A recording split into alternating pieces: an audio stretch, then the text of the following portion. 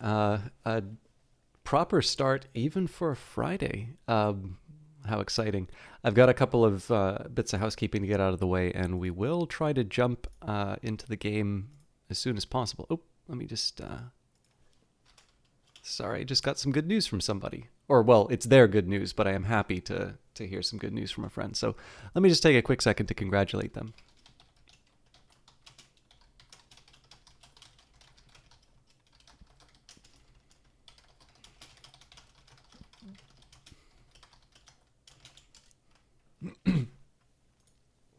Okay. Sorry about that. I quite literally, when I hit the stream button, got got a new message notification. So let me just take a quick second here to make sure that all the settings are where they need to be. We've got quality options. We are tagged as Out There Oceans of Time. And if I recall correctly, the game... Oh man, sorry. I'm just taking a look at my Twitch page here. So I'd forgotten about September. Apparently I can get 25% off a subscription to my own channel, which I already have. It's a lifetime sub. But on top of that, sorry. On top of that, I don't know why it's saying 25% off when it, I believe, is 30% off. But what I am noticing on top of all of this is that it's a convenient little way for them to throw in some Lenovo Legion advertising, which I suspect I'm not going to be getting any share of. Which I realize sounds entitled as hell, but I don't know. Like, if they're going to be plastering advertising all over my channel, it would be nice, for it to follow the same sort of rules that all the other ones do. But that's neither here nor there, and more importantly, that is not the reason why I do the streaming. So what was I actually going to talk about? We are going to be possibly finishing off Out There, Out There Oceans of Time tonight. Again, I've not completed the game before, but it does sort of feel like we're moving towards a finale. Now, I haven't really been doing any kinds of saving for the last little while because we did sort of hit a point where, I don't know, it took a turn that maybe I don't want to lock in the results for. So every decision I'm making is going to be quite fraught moving forward. Of course, if we do wind up losing, this means that I've got a lot of progress to, rewind. But, it's a decision that I've made. Admittedly, some of this is a decision that I've made in response to some of the bugs. So the couple things that I'll mention on that note. First of all, as is always the case, if you've received a copy of a game for promotional purposes, or if you're getting money to play a game or anything along those lines, you do want to disclose that. So with that in mind, I did request a key for this game, and Miklos was very kind in sending out a key for promotional purposes for the game. But with that in mind, this is why I'm disclosing that. So while I'm enthusiastic about it, and certainly I'm continuing to play it for a reason. It's, as with the case on a lot of stuff that I play, it's good to just get that out of the way, that I am playing a copy of the game that was given to me specifically so that I could talk about the game, and so I could share it on stream. Now, for those of you that watched last time, you'll also know that I actually encountered quite a few of the bugs. Now, there's definitely been some bugs that I've encountered before, but it was really clear that by the end of last stream, I was definitely running into some stuff that was driving me nuts. And I do feel a little bad about that, because in the end, to one extent, I always sort of feel like if I can, I like to try and show a game in the best light that I can. That doesn't necessarily mean misrepresenting a game, but there is an entire genre of video game coverage that is essentially just hating on stuff. And I think some of the stuff, actually, there's a good example of this, the counter of this, which is something like Rift Tracks. So Rift Tracks obviously is not particularly kind to the shows that it covers, but I sort of feel like especially for some of the ones I've seen, they are quite enjoyable to watch. Like, it's a kind of teasing that doesn't like it's having a laugh at things that I think are sort of fair game for having a laugh. So what I would mean by this would be like, I mean, so I suppose in one sense this also isn't funny, but like if you were to just rip into it, like, so if you were to sit down for a couple of hours and watch a movie and, rip into its camera work or its, or some of the writing, there's a way of doing that where it's just sort of this miserable experience of just like listing every grievance you have with the product you're seeing, and like it's just not fun. Like, maybe you get a whole lot off of your chest, whereas riff tracks, I kind of have a feeling that like they're doing their part to like share some of these old and maybe not so good movies. Like there are some that I genuinely enjoy watching. So I don't want to spend too much time talking about riff tracks, but like I can remember in particular there's this movie which has got Lance Henriksen. He played Bishop in Aliens, among others, but probably one of his better known roles. And it's this movie called Stone Cold, and I think it was supposed to be sort of the breakout movie for this and former like NFL player who, I don't know, like it seemed to it almost kind of seemed like this effort to sort of manufacture a celebrity football player that didn't really like work out, and then there's the transition into acting. Now, this is not a movie that has a lot of redeeming qualities as a film, but in my opinion, it is shockingly entertaining to watch. And but like, it's not necessarily something I'd sort of like sit down and watch on my own, in like as a piece of entertainment, because there's stuff that's entertaining to watch and like isn't completely mindless. But the riff track stuff is really clever, and it's a good laugh, and so it's sort of this it's the combination of the two that really makes it worthwhile. So the reason why I'm sort of ranting on all of this is that as much as I can, I try to avoid complaining about stuff because I never want to fall into that trap of making content sort of based around the failure of things or dislike of things.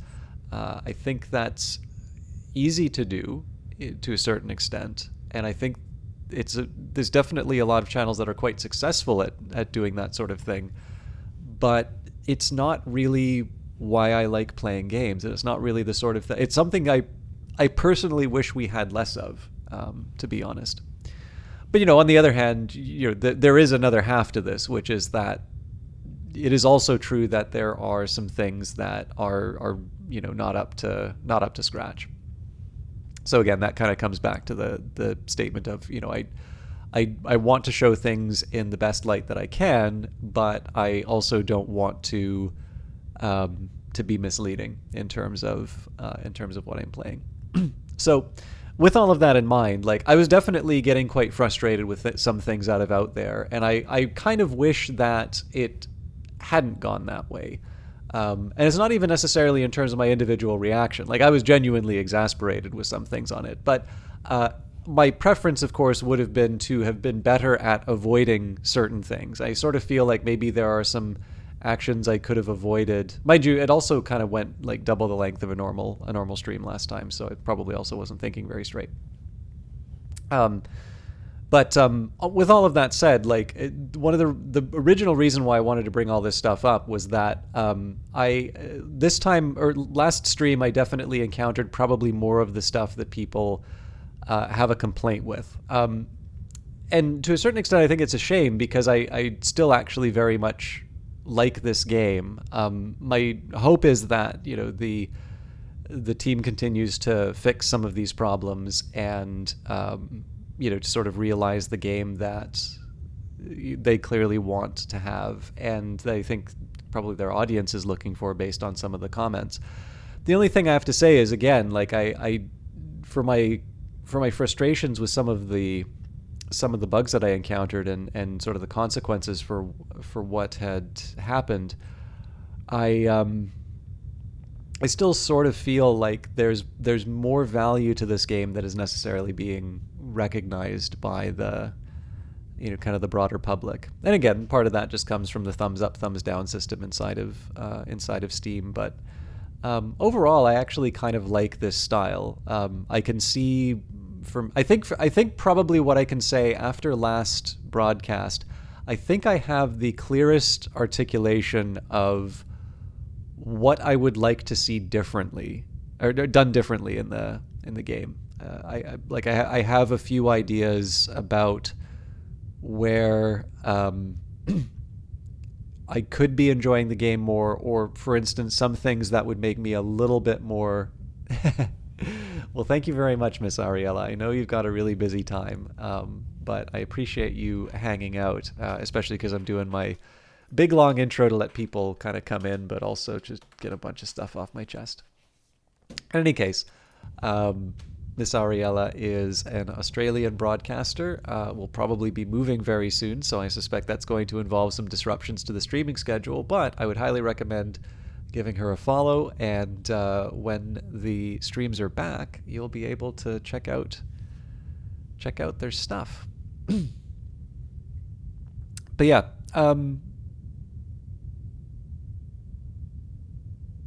anyways, yeah. So sorry, I need a minute to reset. The Me Close team, if you take a look at the news updates for Out There Oceans of Time, definitely are talking about. It seems there's sort of two tracks of updates that are happening to the game. There are the ones which are about resolving some of the issues, just like bug-wise for the game, and I think they're making some improvements to the UI and following up on sort of the immediate feedback that can be taken care of. But I also think there's a second track of changes which involve something a little bit more structural about the game. So one common example that I talk about is the fact that I rather like the fact that the expeditions don't have some sort of artificial timer, but it does mean that some of the hazards on the expeditions aren't really hazards because I have an infinite amount of time to sort of move around explore the planet and move around the obstacles. So, and it seems that in an earlier iteration there was sort of an artificial kind of a timer or a blocker or some kind, and it seems to be that basically again, in my opinion, I think they made the right call. I think it would be better for if you have a game about space exploration, both between planets and also on planets, that you don't get in the way of people being able to sort of do the fantasy that you've signed them up for. But it is also clear that the expeditions are probably a lot easier than what they had originally planned by removing that.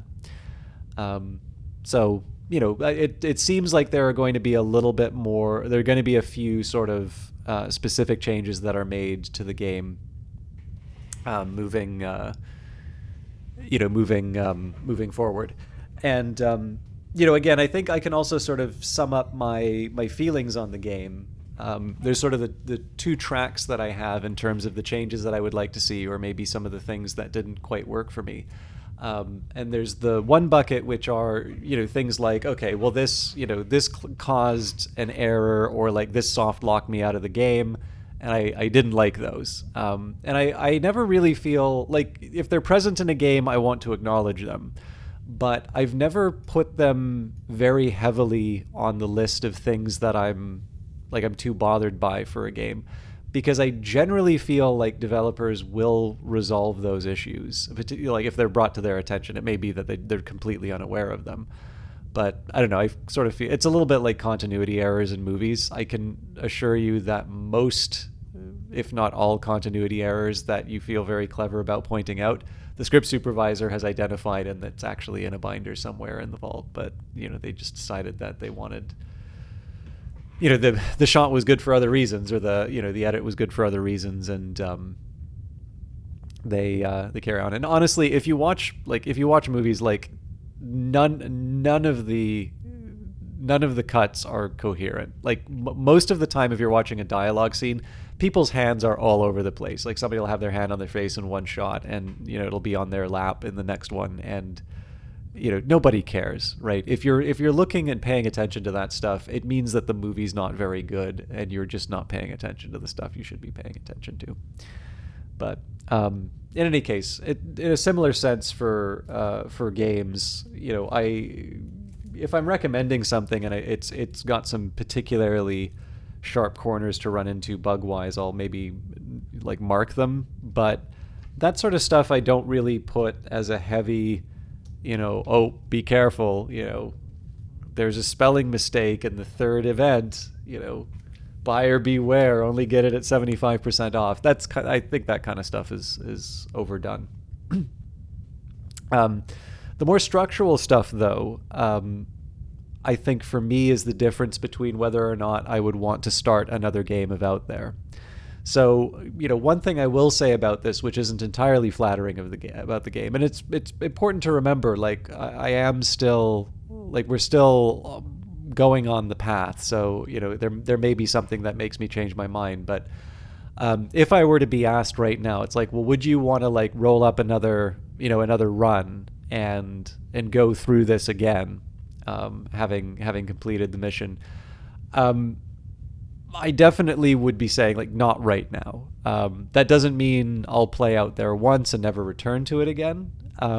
But I would definitely want to be playing some other stuff. And, the catalyst for me trying Out There Oceans of Time again would probably be, a substantial update or like a DLC release or something like that, rather than, I kind of want to know how the adventure would have turned out differently. And I highlight that just because I really do feel like there is an optimal way of choosing the two paths. And I think, again, it could be a design decision that, choices have consequences, and when one way is better than another, and I happened to choose the path that wasn't good, and so as a result it was more difficult. But I don't know. I sort of feel like the consequence for that was a fairly large amount of time not being used as efficiently as it could be. And I'm struggling a little bit to think about what benefit there was for that choice. So, I don't think I was ever at a point where I was like, ooh, I might lose the game as a result of this. And I don't think I necessarily went down a more interesting path. So the idea here is that I have a negative feeling right now, which was, oh, wow, I sort of feel like my time was not used very efficiently in this game here. And generally what you want in compensation for that is some, well, sorry, I said in compensation for that. You want some compensation for that, basically. You want to be able to say, yeah, this was a more difficult path, and yes, it meant that I got a bunch of resources that, I could have put towards repairing this big ship, but, I went down this other one here, but, because I did this, I got this thing I wouldn't have been able to do otherwise, or I got a chance to do this really unique little set of stories, which I found very memorable and carried on.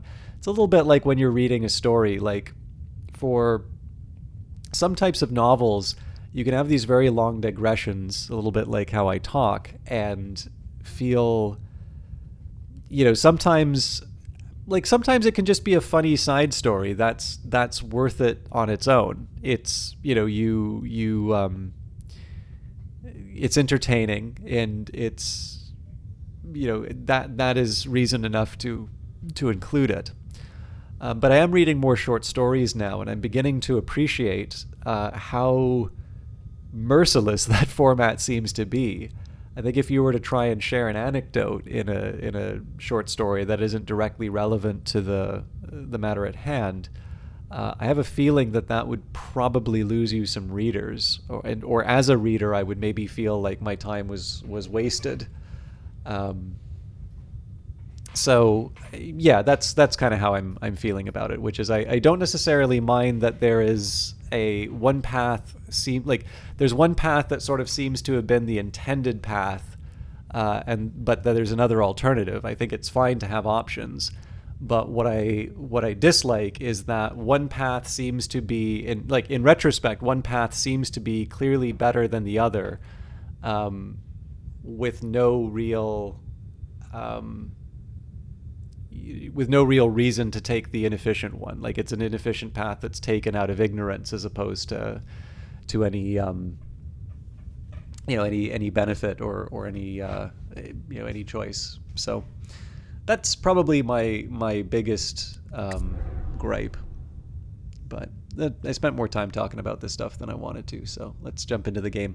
Now, if we wind up finishing the game early, I have a lot that I need to do for this weekend. And I will just mention that it is Labor Day on Monday, or maybe that Labor Day is another day and I just get the Monday off. But anyways, it's a Canadian holiday, and I have a lot of stuff that's going to be happening on Tuesday.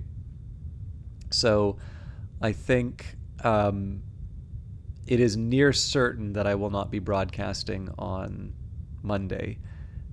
And then we'll just be back on Wednesday with more Phantom Brigade. And then, of course, if we still have more out there to do, I'll probably be doing more out there on Friday. But yeah, just as a heads up, that's something I'm going to be working with now. I don't recall if I had mined this planet or not. I think we were still looking for hafnium. I should probably grab my tablet before too long.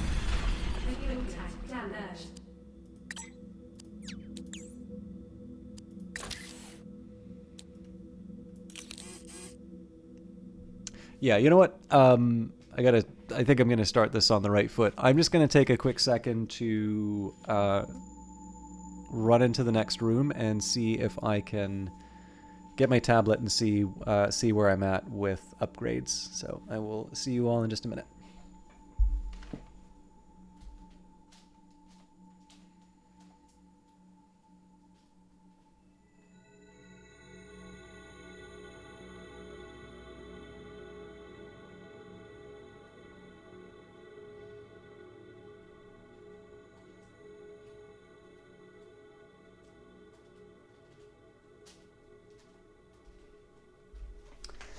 You know, the worst thing is, walking into the other room, I just remembered one of the things I was going to talk about in the 20-minute rant. I'm not going to bring it up now, but I hate it when that happens. All right. So I can't make any sense out of this writing. Okay, so 8 tungsten, 6 hafnium, 5 platinum.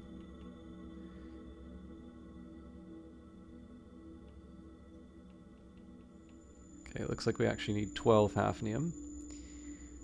So 8 thorium, 6 cobalt, and then possibly 5 carbon, 6 tungsten, 5 cobalt. So in total, I would want 14 tungsten, 8 thorium, 5 carbon, 12 hafnium, 11 cobalt, 5 platinum. And I currently have 1. For cobalt, I've got 14. Hafnium, I've got 2. Carbon, I've got 20. Thorium, I have 20. Tungsten, I have 2. And, okay, so rocky for tungsten. Hafnium's got to be rocky, yeah. And platinum, okay. So essentially, the drill is the same, so to speak. We're essentially going to be doing the same thing that we were starting with last time, and that's going to be to mine as many rocky planets as we can.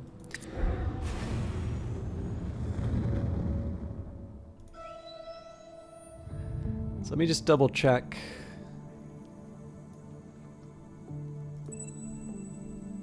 So if I recall correctly, the white dwarf should, in addition to giving me a save spot, which I'm not going to take advantage of, it should give me an opportunity to refuel. Yeah. So that's my safe option. And then we've got 2 unknown worlds. So I think I'm probably going to play it safe and go for the white dwarf. But with that in mind, because we've got 32 fuel, I should be able to afford to go to this rocky planet and dig up some more goodies.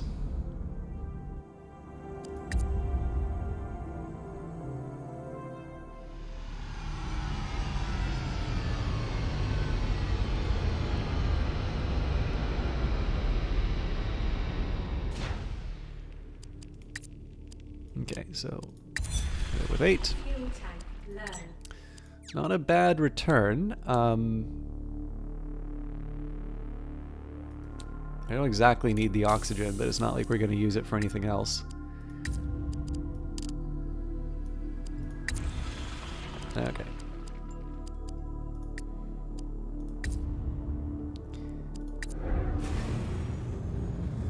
I better hope I was right on my consumption.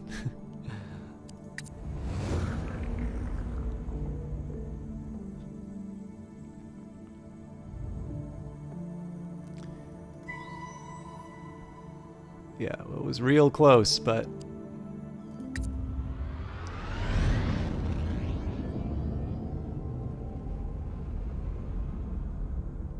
So, because I'm still kind of playing with fire as far as the,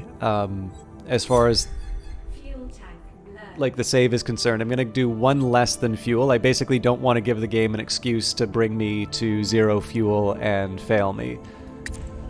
So, all of this... I think we'll put the helium in my stockpile. Now, normally I hit it with 11, so I'll do another probe for 7. Okay. Now, again, I always have the option of throwing helium in if I feel like we need it. But here's what we're going to do as a next step. So, in an ideal world, I would go to... you know, I would go to this rocky planet, for instance, and mine out the contents. But clearly, I'm not in a position to, like, I just don't have the fuel to really be able to say, you know, we're gonna go and spend as much of our resources as we can. I think I'm gonna go to this next white dwarf. I actually was not going to do this originally, but let's refuel at this gas giant again. We should be able to get a decent return.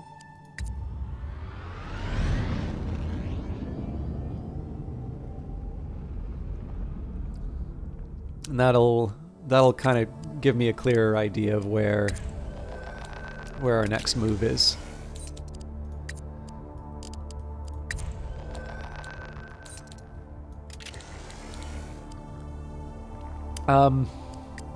It's okay. So I'm gonna knock down 11. So we'll have 2, 4, 11. So that's 15.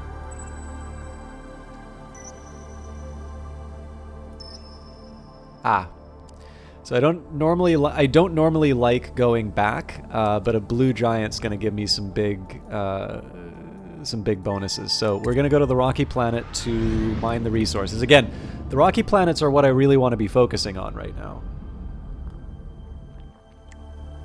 Oh, we have a chance to go on an adventure. So if I have an opportunity... So the 2 things that I really want to be focusing on right now are Omega and minerals. Okay, well, that alpha anomaly is basic... Okay, well, both of them. So I suppose the question is, like, does one of these give me a bigger return than the other? We'll go for the deadlier one on the odd chance that it does. So far, we've been able to survive most of the encounters. I was a little surprised by the fact that you only get to, like, so I got to resurrect a character, but it turns out you can only do that for sort of like the named characters. Which, you know, obviously that was not a great thing for me to find out. It's also my own darn fault for not looking that up. Apparently there's a guide on Steam that explains that. But clearly I did not know it at the time. Okay. So we are going to go on an expedition. As always, we bring Nyx.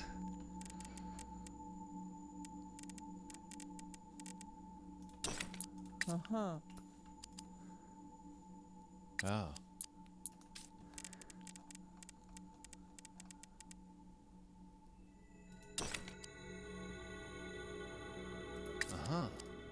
So in this case, I'm going to bring 2 of the linguists.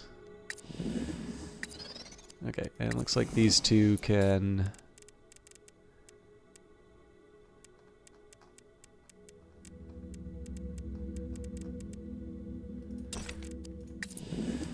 These 2 need some experience, so we'll run with them.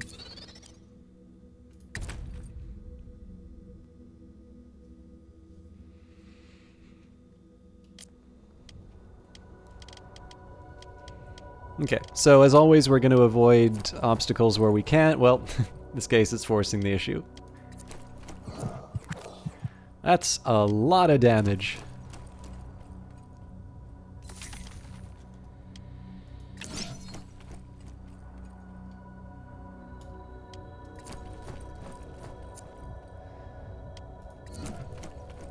So given what I'm currently up against here, and given the fact that I'm probably going to need to use some healing abilities fairly quickly, I'm going to avoid going to special locations. Like, if I have to cross a hazard to go somewhere, then I will explore the events. I'll explore the events to avoid sort of repeating hazards, but for now...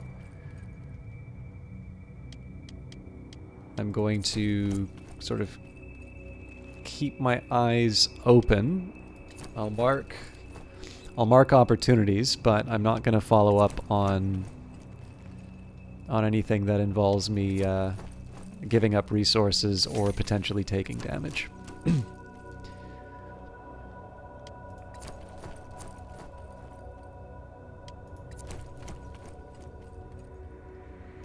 Okay, so that's our goal. So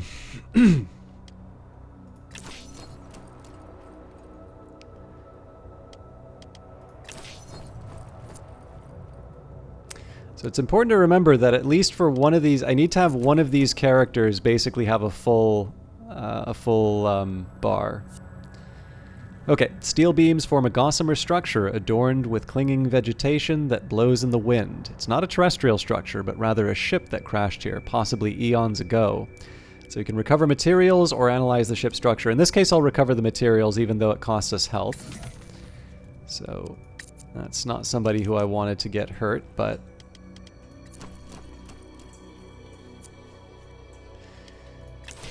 we work with what we've been given.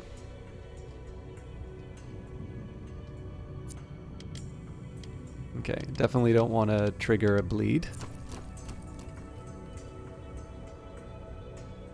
I'll maybe grab this box on the way out.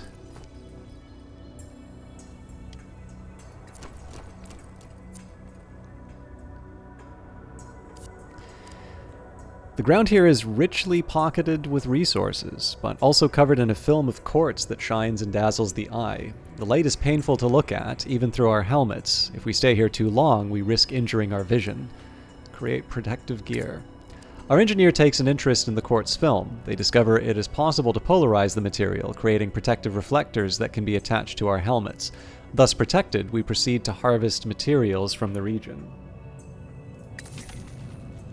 I'm happy for 15 minerals. So remembering the minerals that we've been refining have traditionally been a pretty good source of rare resources for us. Okay, so same story as before. We come across a titanic metal structure that at one point must have opened like a flower and begun the process of vomiting smaller, intricate metal structures, only to freeze mid-process. It appears to be an alien terraforming ship that lost a battle with the planet's natural ecosystem.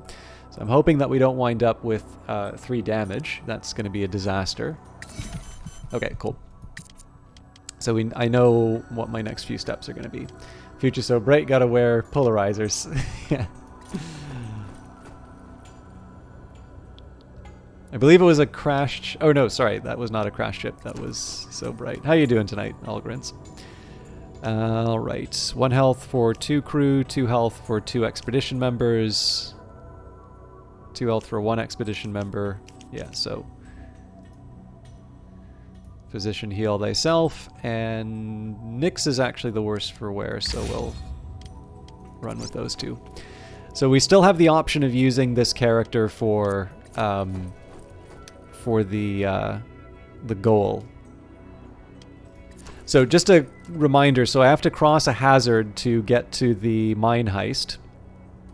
So that's 1 potential source of damage. Next, I'm going to have to cross... Basically, I kind of wind up crossing. I'm actually going to have to cross 3 hazards if I want to get this chest. Now, I am still going to do it, but it's just one of these things that I want to... it's just one of those things I want to be aware of. How are you doing, the distinguished gentleman? That is a name from ages ago. How in the world have you been?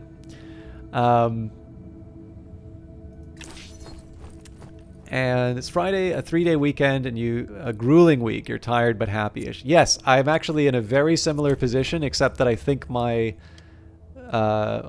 extended weekend is actually going to be spent on a bunch of work stuff.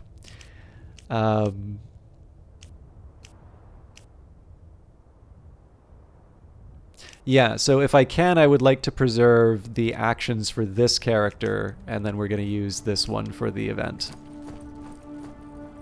Okay, nice. We avoided the damage.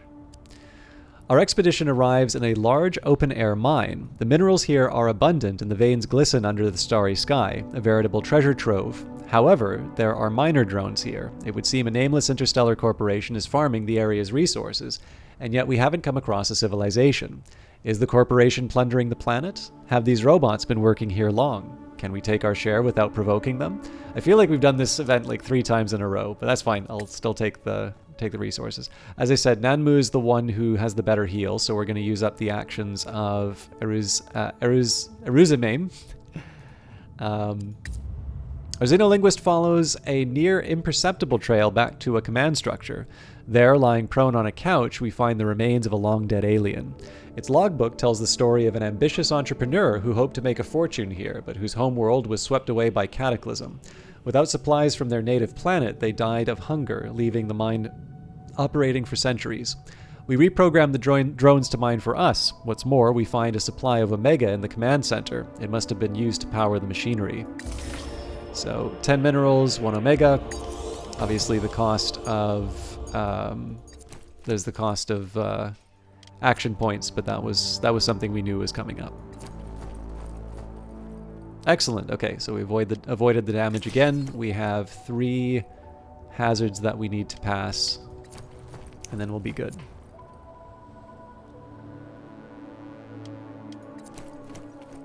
I'm getting a stand alert from my horrifying wearable technology that has become a master over me, so I might take a second to get up and march around, but let's see if I can make some progress before I do that.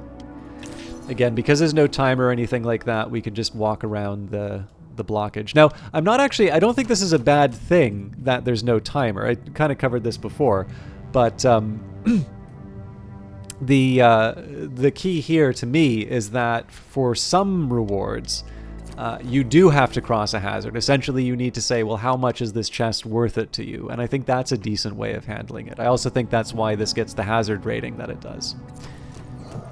So yeah, great example here, right? We've now got a character that's going to be hurt as a result of the action that I've taken. So we're at a point here where I actually want to be using up everybody's action points. So it doesn't it certainly doesn't hurt for me to be triggering those actions where I can.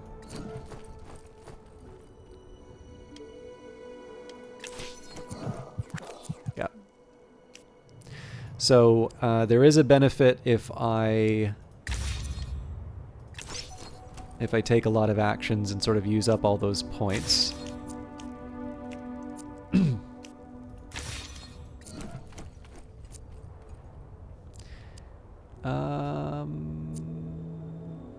Yeah, we'll board the ship.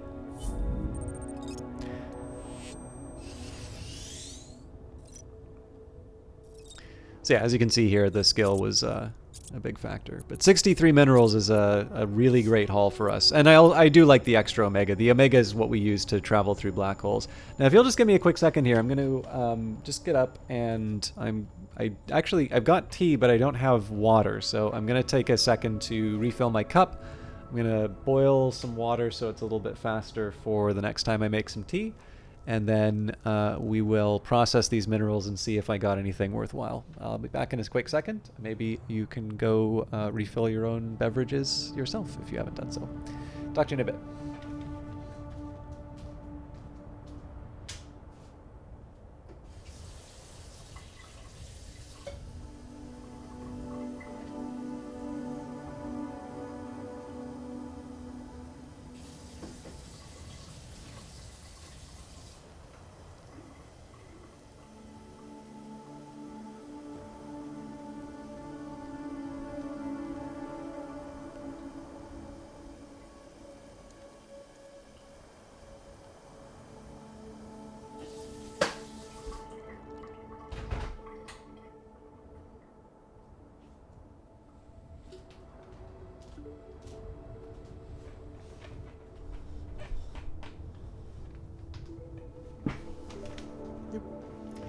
Sorry, quick word of caution. My kettle's not always good at automatically turning off, so I might actually have to get up and turn it off in a minute anyway. But I actually do need to get one other thing from the other room. It just occurred to me. If I want to take better notes on the tablet, it's not enough just to read it. So I will be back in just one more second.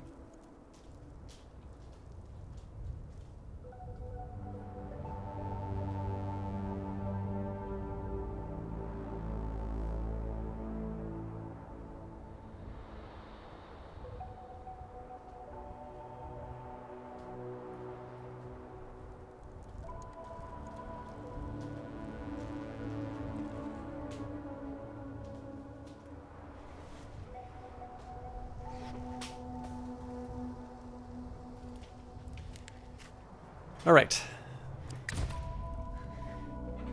So there's no way that we're going to be able to store all of these minerals, but that's fine because what we want to use them for anyway is the refinery.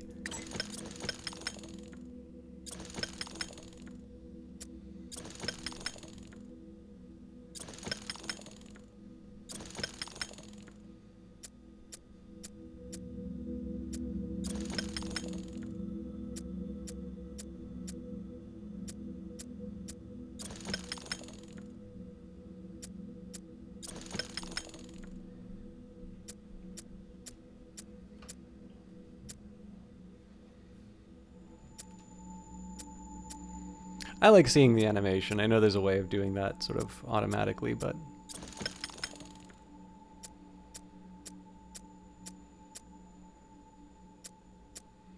Okay, I'd say overall that's a pretty good... I'd say that was a pretty good run for us. So first of all, we'll take the silicon and put that in... put that in our oxygen reserves.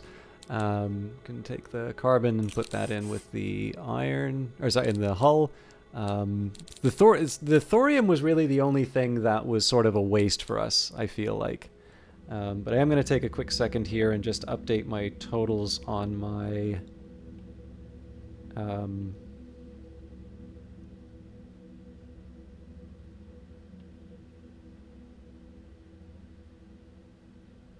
on my list. So for tungsten, we're now up to 9. My god, what am I doing?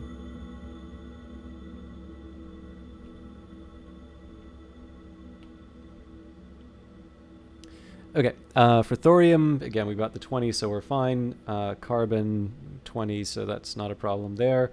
Hafnium, we needed 12. We are now up to 3. Cobalt, we should have enough. Fuel tank low. Thanks, game, I know. And 3 platinum. So we're still a fair ways off from where we need to be, but compared to where we were before, that's certainly a big step forward. Okay. So, we've used up our trip. We've already drilled the planet, so we're going to take off. And because we've got low fuel, again, normally I like moving towards the objective, but in this case here, we're going to visit the Blue Giant, because that's going to allow us to do a big refuel, and hopefully that's going to mean that we can really spend some extra time on the other worlds, or I would if there was more than one planet here. So I think this is really just going to get us to the next the next stage. All right. So again, I don't want to go deeper than what I've currently got. So this one I'm going to do a 4. Okay, that should still be worth 2. Yeah, so that was a decent return for us still. But we're still at 31. That's not exactly... Like, so our reserves are better, but we're still really trying to make our way. All right, so I feel a little silly going so far off course, but we were hoping to refuel. Fuel tank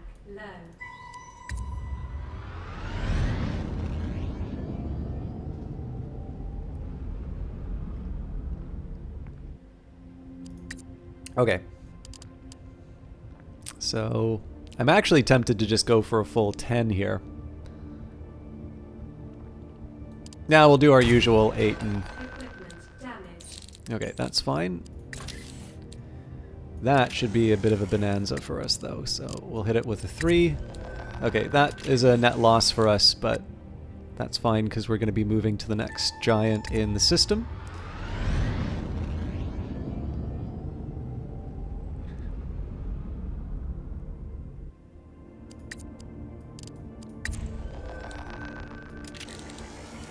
Sorry, I realize this is a little tedious, but it's necessary. Okay, so we're halfway there. Honestly, at this point, this Blue Giant... you know what? I'm going to go to this Blue Giant because there's an easy access to both the Red Supergiant and the Red... like, there's a few rocky systems here. So... it does feel a little silly to do it this way, but I feel like this is the better call overall. I don't know if it counts as a tedium. Like, so I'm interested in this because I have like the fantasy in my head and I'm making progress towards my goal. But so far as, what chat's getting out of it, that's maybe another question. And I sort of need to recognize that, I could play a game on my own time for myself, but that doesn't necessarily mean that I need to be broadcasting the experience.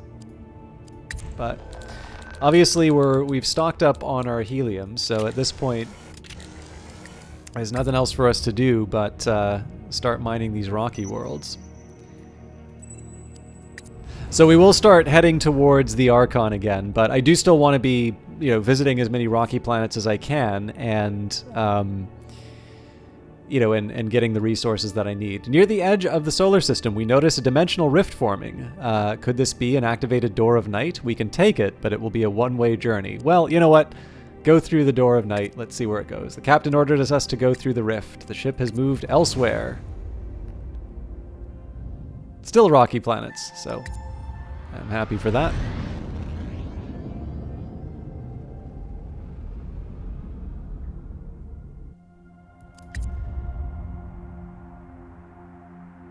And the main plan here is to try and get closer to the Archon while... so, obviously, first priority is to make sure that we have the resources that we need. Second is I'm going to be trying to accumulate the resources that I need to be able to... Oh, sorry, there is one other thing that I want to do here. Okay, excellent. I can actually start assigning people to crew rules. So, hydrogen probe, cosmic folder... Refinery, geoscanner. Okay, we don't have somebody. So this is a shame that we haven't had somebody working on the drill for a while, but that ends today. So we should be getting a little more efficiency on our drills now. So one nice thing is even when we have a seemingly disappointing run like this, we do actually get oxygen from the silicon. So even in this case here, the only thing we're really missing out on is fuel. You enter the rift. You have arrived in 1986 on Earth. You are looking for wells.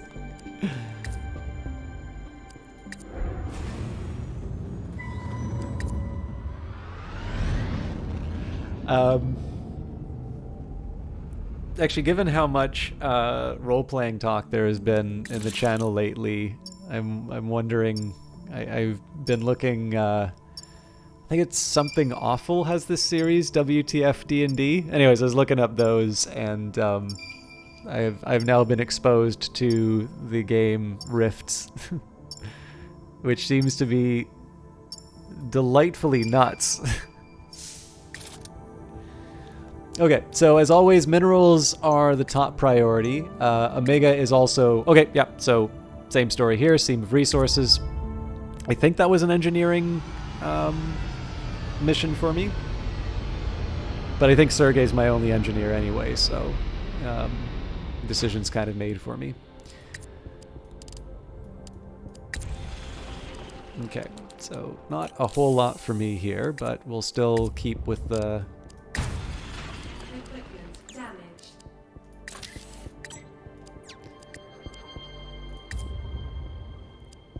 Okay, so we'll go on the expedition. Okay, so I can actually bring Pakistan as well, and I will. And Aruzmaim is the more survivable of the two linguists. And then finally, let's take either a lockpicking map or a I think probably a lithological map will make a little more sense for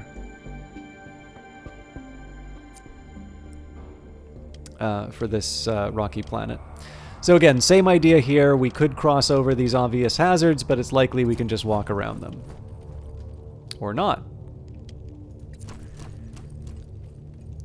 Yeah, okay, so it looks like this one is actually hidden behind some scary business. Which is fine. Again, it's been clear from the previous expeditions that I don't mind running through hazards. I just don't like doing so unnecessarily. So we'll gain an understanding of the world that we're on. We'll see exactly what what challenges are unavoidable, and we can minimize the damage we take as a result.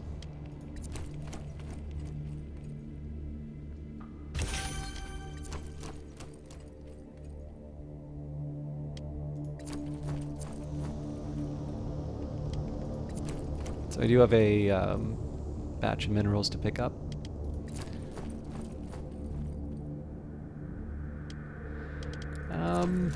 I'm a little more reluctant to check out these crashed ships right now. This is just because... Oh no, we can already see that it's engineering, so I'm okay with this. We follow a path carving a straight furrow through an otherwise desolate landscape. When followed, it guides us to the reason it exists. A spherical ship crashed and lodged itself in this part of the planet. The wreck is cold, meaning the accident must have happened years ago. So we can explore the surrounding area, search for personal effects, or avoid the wreck entirely. I'd rather not savage my morale, so we are going to explore the surrounding area, and tiles have been revealed in a 6-tile range, which, I'll be honest, is not really the most it's kind of hard to get excited about that result. That is not exactly the sort of thing that I would normally want to give up an action for.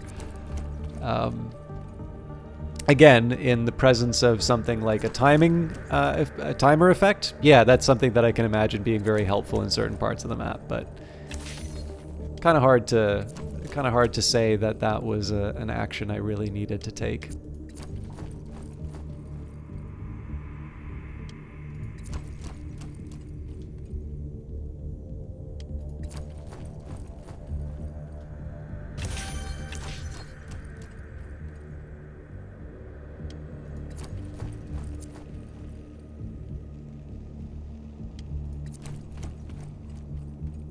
Okay, another crashed ship. Our expedition discovers that a ship crashed in the area long ago. The good news is that the contents have been recovered by the contents have not been recovered by anyone else. The bad news is that it is located underwater at the bottom of a very deep abyss. The chasm is at least 500 feet deep, perhaps more. What's worse, it is home to many types of indigenous life forms. It's not surprising that the wreck has yet to be plundered. So we could send the survivalist or construct a probe. Now, my inclination here is to send the survivalist just because we know we're going to need the engineering for the task. On the other hand, we also have a ton of engineering.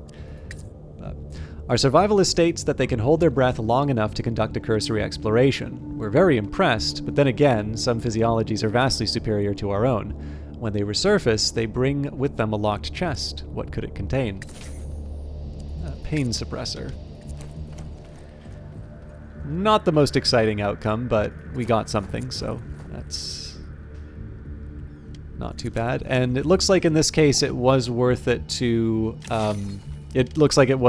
sort of go around the edges because we didn't have to cross that hazard.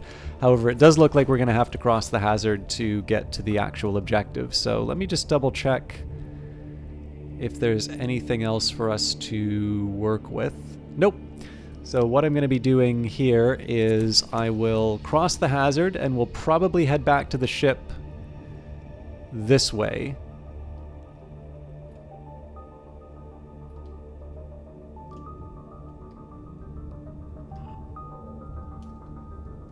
Yeah, that's the most sensible.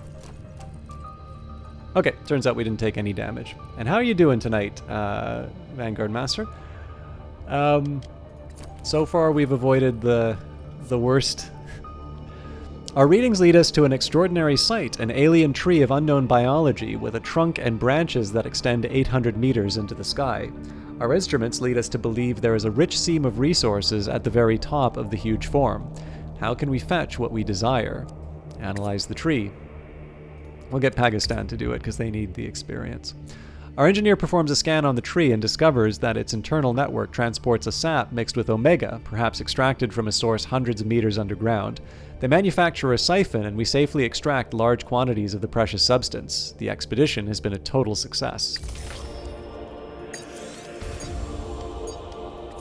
So certainly not the mineral bonanza of the previous run. 63 is possibly the largest amount I've gotten from any expedition, but still a good haul.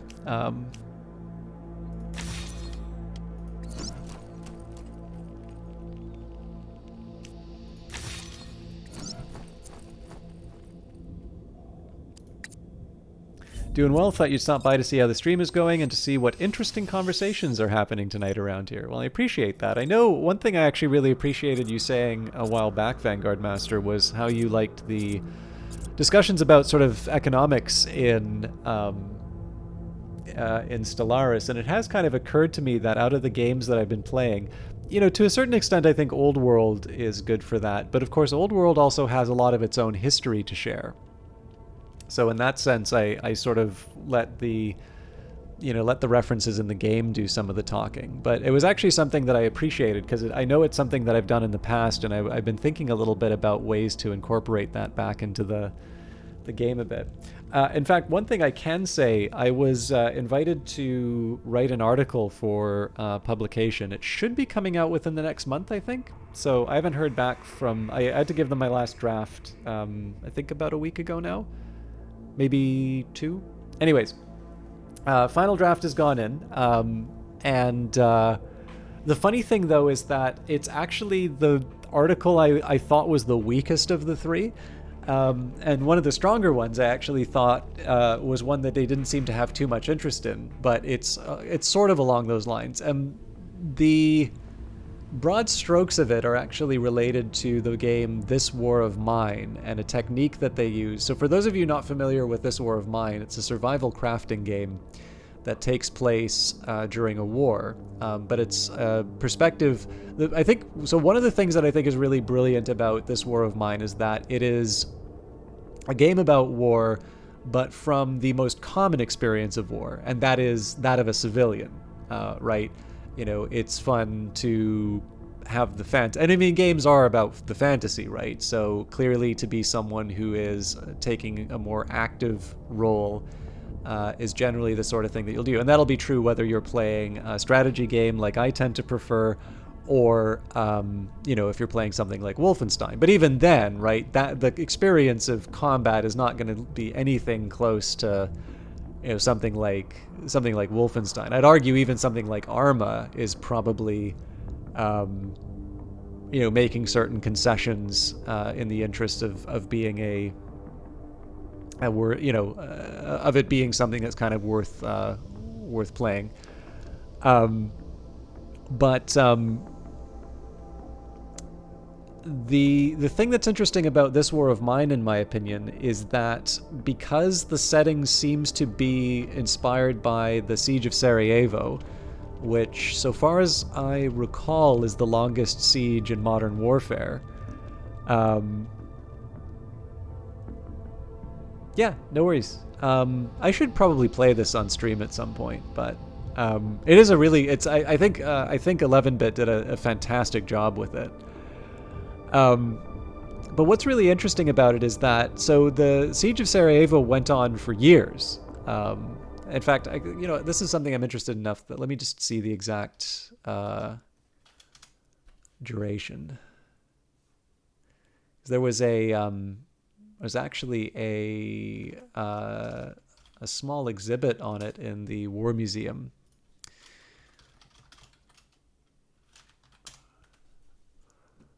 Three years, 10 months, 3 weeks, and 3 days. And we're talking about, so the reason why I talked about the combat stuff, right? So even a game like Arma, which is about the simulation aspects, again, is still going to make certain concessions to make the game playable and interesting for people. And I think it's fair to say that when you want to communicate a certain idea, like a game like This War of Mine, you want to speak sort of the truth of the situation while still making a game that people are willing to play. Because in the end, like, let's say you do have a really important message that you feel needs to get out there. It's not going to be heard if it's not presented to people in a way that is accessible to them. By the way, I'm a little weirded out by some of this math here, right? So experience is 81, but the objective was 30, the event was 20, the skill was 10, so that's 60, but the harvest was 9? So where did the... Right, where did the so what is that? That's 69. Hey, so where did the other 12 experience points come from? But yeah, so the thing is, like, you've got a game like this, and you want to be able to, you know, you want to be able to simulate that experience of something like the Siege of Sarajevo, which goes on for an extended period of time. But especially given the amount of time that it takes to do things in This War of Mine, like, I could not conceive of a run of This War of Mine going on for that many days. So, you know, how do you build a game that is able to kind of communicate that feeling, like to be able to put the player in that kind of a situation, without necessarily, you know, making the game tedious. And then there's one other factor which I think is quite important for a game like this, which is that if you have a definite end, so let's even say that the game went on for like over 700 days. That, I mean, again, that would be off by about a year. So, you know, let's say that you did in fact have 700 days, and that you had just these like iron, you know, just iron-bladdered players who would run through the entire thing. And I think one of the challenges that these kinds of games can run into is that your survival strategy, once you know the end of the war, your survival strategy changes. So instead of going out and scavenging for resources on the final evening, what you do is you drain your resources down to 0, and then you don't take any actions to try and survive because effectively the game is over. The world ends tomorrow, so there's no point in doing anything.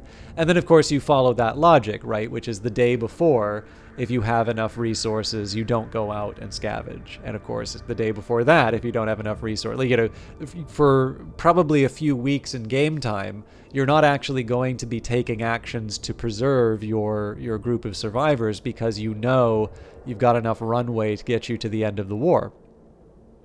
So one of the really brilliant things that this War of Mine seems to do, and again, if I'm wrong on this, I should probably find it out before I write the article, but so far as I can tell, the end of the war is randomized in the game.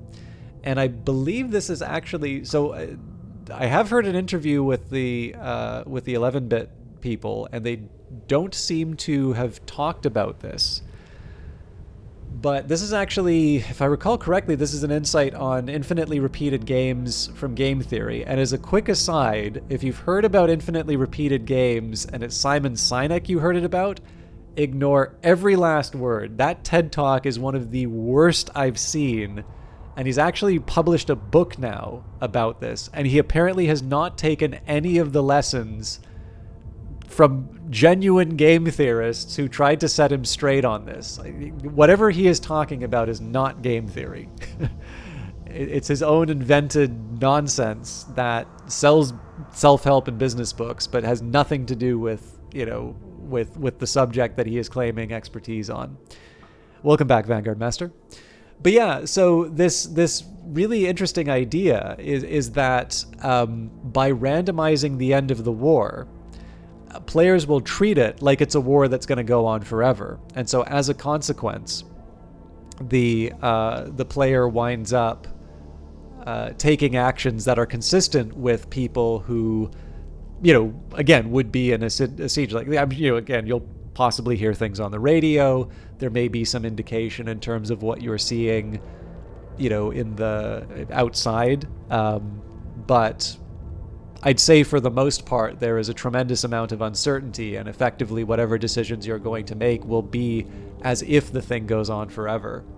And so again, whether 11-bit sort of sat down and put up a formal model for this, or whether it just happened to be something that they experimented with and seemed to fit well for the game, that was actually the original article that I wanted to write. And I feel like there is still something that I can get out of that.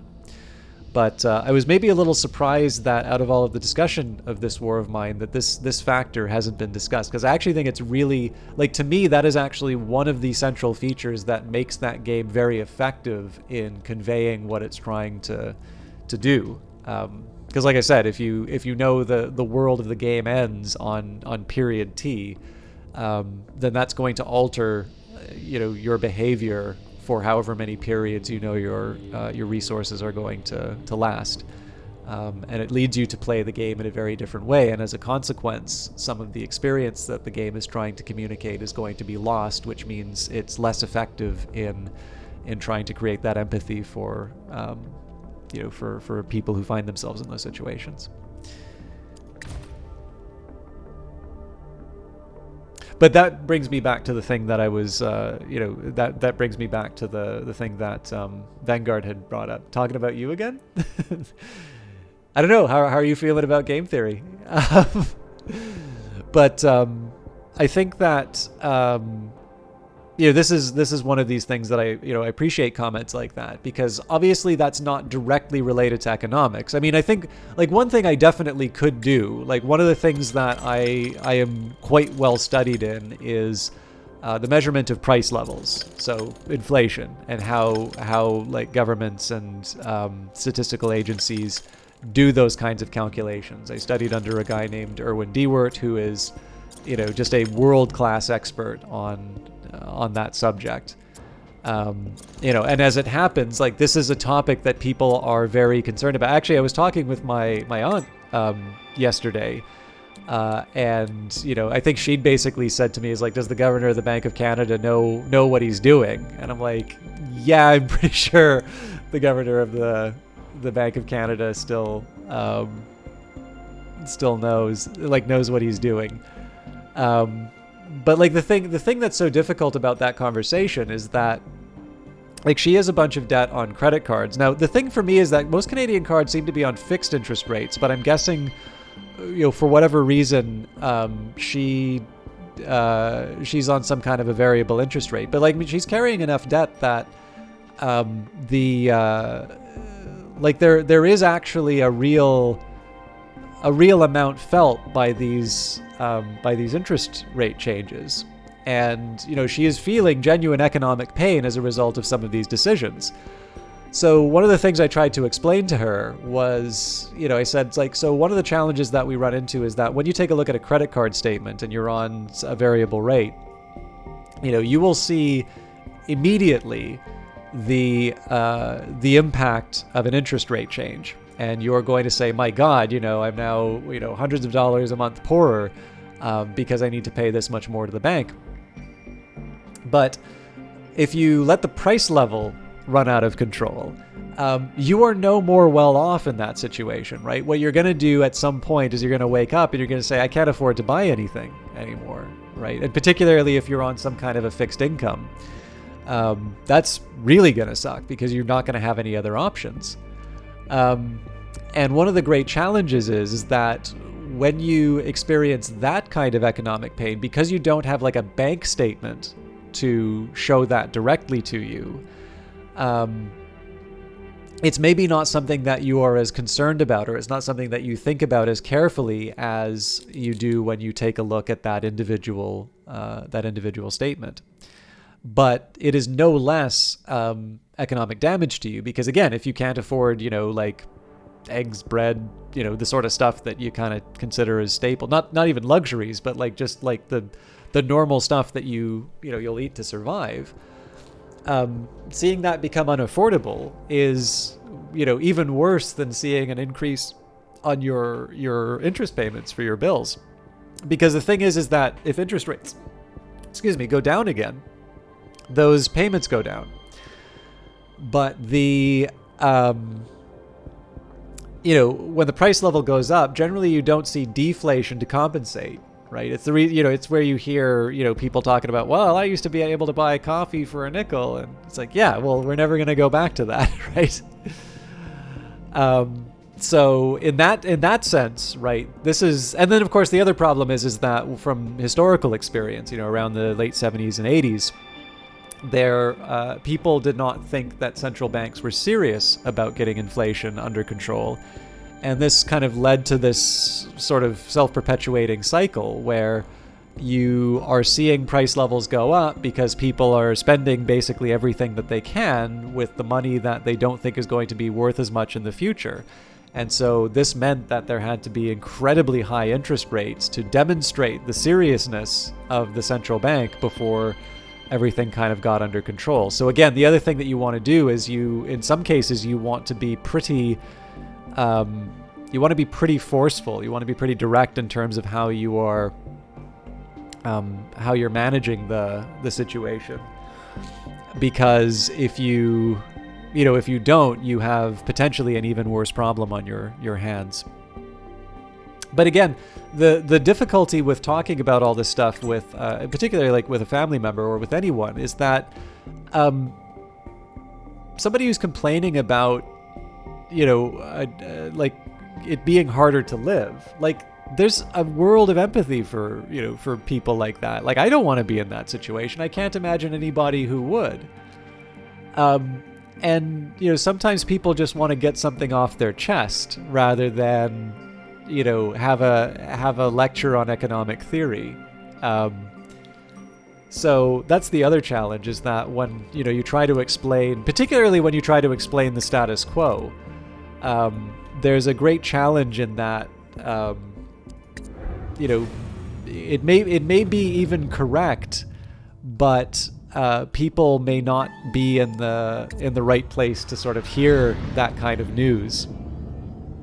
But it's obviously an important lesson that we need to walk away with, because if we don't, we wind up sort of worse off. I can't remember if we've been on this planet yet or not. We probably have, but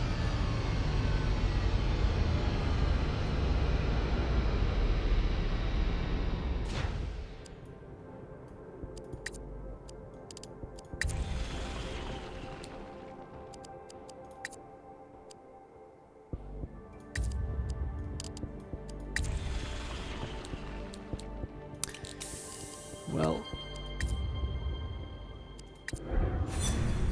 Fuel tank low.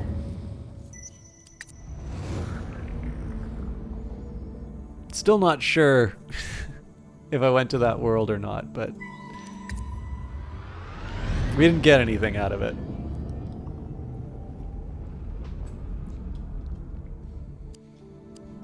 But I do feel like we're better off in terms of our overall... Equipment damaged. I do feel like we're better off in terms of our overall stockpiles.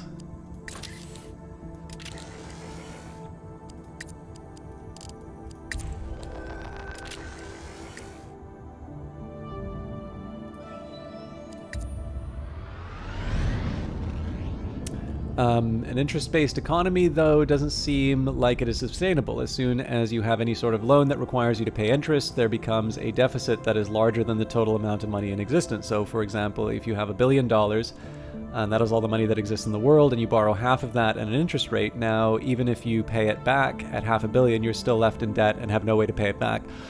Well, I mean... there's a lot that can be talked about on that. And I mean, it's worth saying that what I was really focusing on was more about price levels rather than interest rates. But I suppose one thing that you can think about in this case would be, like, so first of all, there's a question in terms of what the money is, right? Because the money on its own doesn't necessarily have any particular value. It's more just the fact that it's a really helpful way for us to exchange, goods and services. So if you kind of consider the underlying, like the things that are sort of backing that up, the reason why we're willing to trade, why I'm willing to take this paper in exchange for like going to work and doing certain things. Generally we expect economies to grow, and there's good reasons to think that they'll grow, right? So even if you keep the amount of labor and capital in an economy fixed, generally we have an ability to increase productivity. And that can be through gaining some expertise in terms of the workplace, so you just learn to do your job better. You could, have better managers. You maybe think of a better way to organize things. So, a great example of a big productivity change would be moving from paper records to electronic ones. Now, obviously, that's going to be something that happened decades ago. If you're in a workplace that's still using paper records today, that's pretty weird. But the fact of the matter is that we don't live in that fixed world. We do have capital accumulation, and we do have an increase in labor. Either people work more hours or the population grows. And so this means that there is also a whole lot more productive activity that's happening. And so ultimately there is more. Even if you have this fixed amount of money, there's more that's being produced, and that can sort of be traded with. So I suppose in that sense, like, I'm maybe not as worried, because in the end, like, with this idea of the interest, let me maybe give an alternative example here, and we think about the things that we're trading. Like, so if we're talking about like $1 billion, let's say it's like an oil company, right? So you're spending $1 billion to make a well. And so the $1 billion that's being exchanged is not the dollars, but it is this large rig to be able to extract this resource out of the ground. But it's also fair to say that in the present day, money today is more valuable, or the thing today is worth more than, you know, even a guarantee of that thing in the future, right? We would, you know, if I said I could give you $100 today, or $100, you know, a year from now, I don't see anybody in this chat who would want to say otherwise. But, you know, it's not like I just set up that, it's not like I set up that drill. It's not like I set up that platform to just sit there idly by. I'm doing that to be able to extract fuel from the, well, not fuel, but oil from the ground, which will eventually be turned into fuel. And there's some value associated with that. And essentially what I'm going to be doing, you know, the person who's going to lend me the $1 billion to build the oil rig is essentially banking with this idea of interest, is banking that the amount that I extract from the ground is going to be equal to not just the initial loan, but is going to be equal to that loan plus the interest amount. And in that case, me, I'm going to now net out. But it's also worth saying, like, why am I engaging in the enterprise in the first place if I think that all I'm going to be doing is working really hard for no advance, right? Or like, and just be no better off, right? I'm also going to want to make sure that I have some level of compensation. And this is exactly what we see in the real world, right? You know, like, as if you take a look at the profits of oil companies, you can see that they are making more than just the cost of their, you know, of their investments in terms of the machinery to build. And again, I'm sorry to focus on oil. I realize that's not a popular industry, but you can give this for any number of things. Video game developers, right? You know, well, I mean, that's one where there's a lot of failure, actually, so maybe that's not the best example, but, you know, generally they are going to be making not just the cost of their computers and their workers back, they're going to be making back the cost of the computers, the workers, and then some amount to have made the enterprise worthwhile for them. But anyways, even increasing efficiency has its ceiling. You've worked on oil rigs before. For example, back in the day, 100 meters used to be drilled in about 30 days. Now, if you were to go there, 100 meters would be drilled in an hour, which is a great improvement in efficiency, but there's only so much room to improve now, although the office is still asking for more and more. Yep, that's true. I mean, I will say, though, I mean, I also think it would be fair to say that one change between back in the day as well as the advent of fracking, right? There are also other forms of technology. But again, it's important to remember here when I'm talking about efficiencies and productivity improvements, that was under the fairly unrealistic assumption that capital and labor would remain fixed. But they don't, right? There's still more people working, and there's still more there's still more, you know, factories, plants, you know, all the sorts of things that you would consider capital being built. So, you know, if the attention is fixed just to one industry, right, then you're in a bit of a problem, because essentially, like, we're assuming that not only are people pumping oil, but they're eating oil, and they're giving oil as like gifts for birthdays and that, and that's clearly not happening. You know, we're talking sort of about the broader economy. So to bring it back to your interest, your interest concern.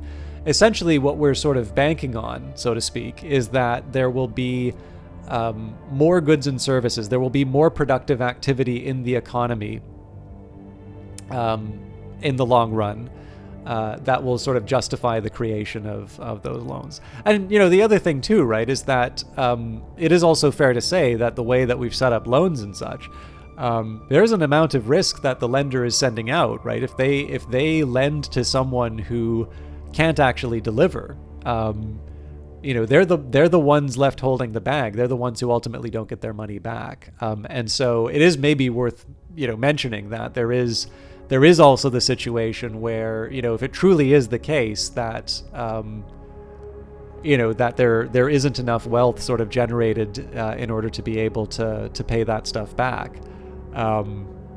You know, there's a group of people who ultimately just don't get their promises fulfilled.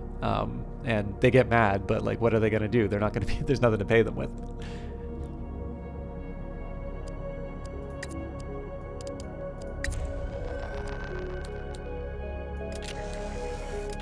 I don't mean to sound blasé about like people not getting paid like that. that's a horrible thing to have happen if it does. But like, it's just, you know, to keep things in perspective. Like, you know, the money side of the equation is one. Like in the end, like in the grand scheme of things, if you are worried about that, like the one thing you want is the maximum number of like tangible goods and, you know, things basically, and what you want is like the other guy to be hanging on to the money. The problem is that once people start thinking like that, nobody wants to be holding money, and, you know, you start looking like Venezuela. Erzmaim asks the captain for permission to engrave sacred runes on the hull of the ship. According to their culture, these runes will protect the crew should great misfortune befall the vessel. All right, let's see what disaster happens. Allow the request. The captain agrees to the request, and our crewmate spends long hours engraving the hull with an electron beam welder. The result is beautiful, but the process somewhat weakens the structure. Let's hope that the legends of their people are true. Well, we're traveling to some rocky world, so we'll be able to make that. We'll be able to make that up.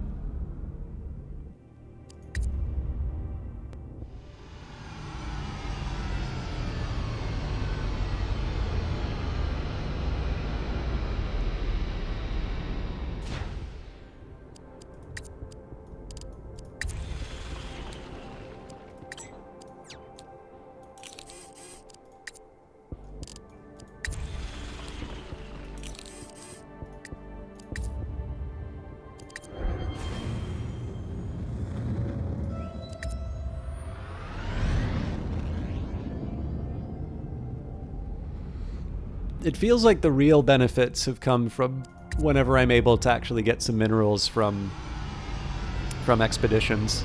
I'm still going to keep drilling because, you know, it feels like a good opportunity, but maybe not that time. I kind of want to get in the habit of hitting transfer all no matter what, just because I know if I don't, there's going to be that embarrassing moment where I have something that I need. I'm actually just going to do a quick check-in on my requirements.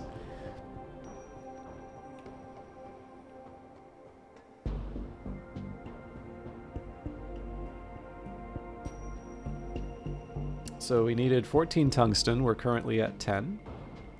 We needed 8 thorium, but we're already at the cap there, so there was never a worry about that. Same for carbon, which we have 20 of. We needed 12 hafnium, so we're at 4 now. I don't think we could build even one of the things that we want out of that. 14 cobalt. Now that is from the ground. No, garden planets. Okay, so that we're not actually going to see anyway. Now, again, we have enough, but it may not be a bad idea for me to try and follow up on some of that. And we're at 4 platinum, so we actually only need 1 more of those, although it'll be nice to have some backup.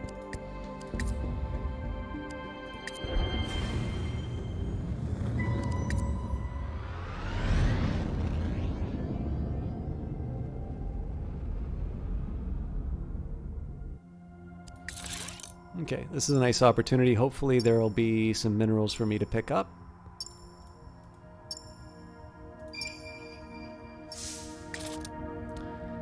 Yes.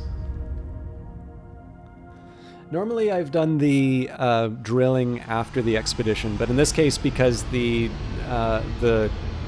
products of the drilling are my sort of my primary concern, I've moved that up front. Ooh, that's a nice stack of hafnium there.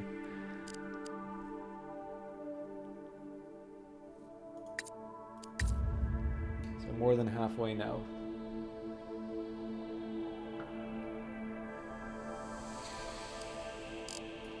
Equipment damaged.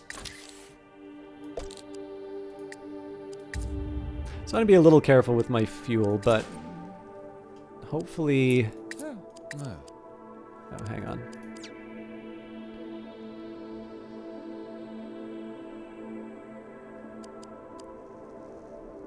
Engineer.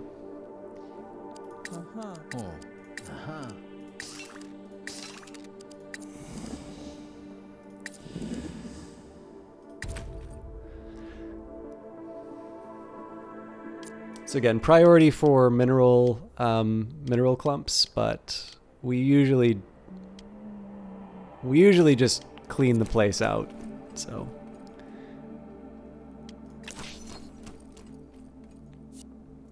while exploring near an immense glacier, our instruments indicate a large vein of minerals about 100 yards further on. The information is tempting, but the location would bring us to the foot of the glacier, whose shifting mass creaks and groans alarmingly. Do we want to risk getting so close? So we'll excavate a tunnel. We'll use Pagistan for that. Our engineer builds a low-powered laser to bore a wide tunnel into the existing crevices. The glacier moves, but our continuous drilling maintains the width of the tunnel. By timing our entry carefully, we reach a cluster of exposed minerals that turns out to be simple to harvest. This has been a very fruitful detour. All right, well, that makes me happy.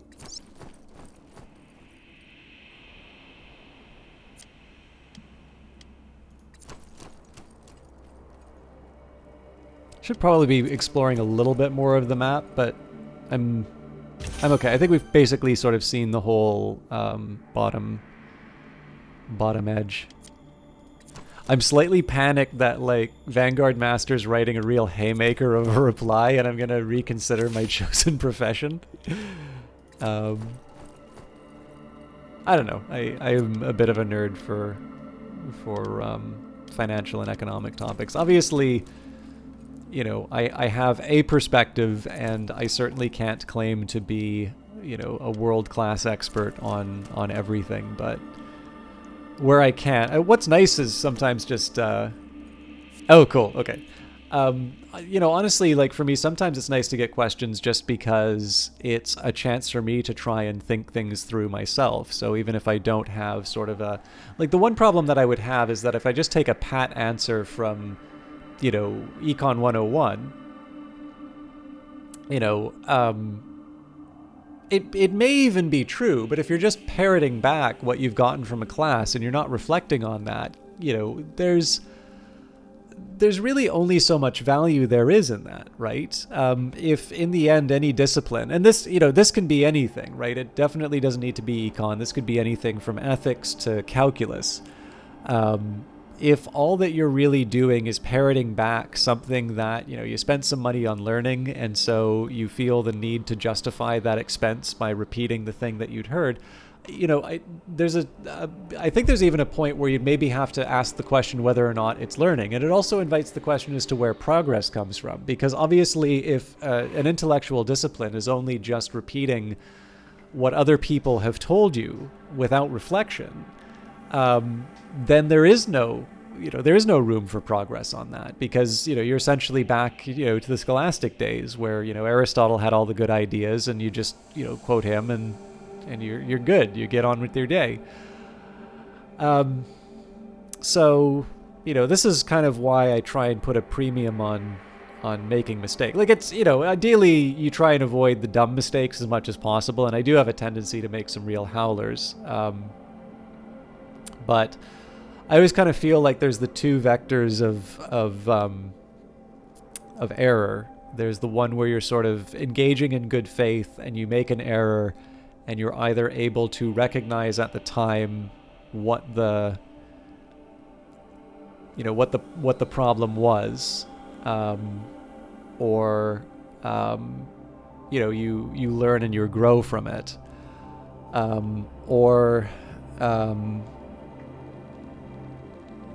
and then, you know, then there's the one where, you know, you're putting on airs and you're trying to like show how clever you are, or, you know, you're trying to impress someone, or, you know, you're trying to shout down somebody who's making you feel uncomfortable. You know, at best you're just damaging yourself. At worst, somebody actually believes the nonsense that you're saying, and they wind up worse off. That's sometimes where I get fearful. I know I've been talking a bit about some of the best practices that get shared in terms of, you know, marketing and sort of reaching out to potential customers in that. And that's the one that always has me worried, because it's easy to give advice, but you don't necessarily, you know, like essentially you're the one gaining the rewards for having given the advice. You know, somebody could be, oh God, thank you, you know, this changed my life. But if it's bad advice, oftentimes you're not the one to experience the harm.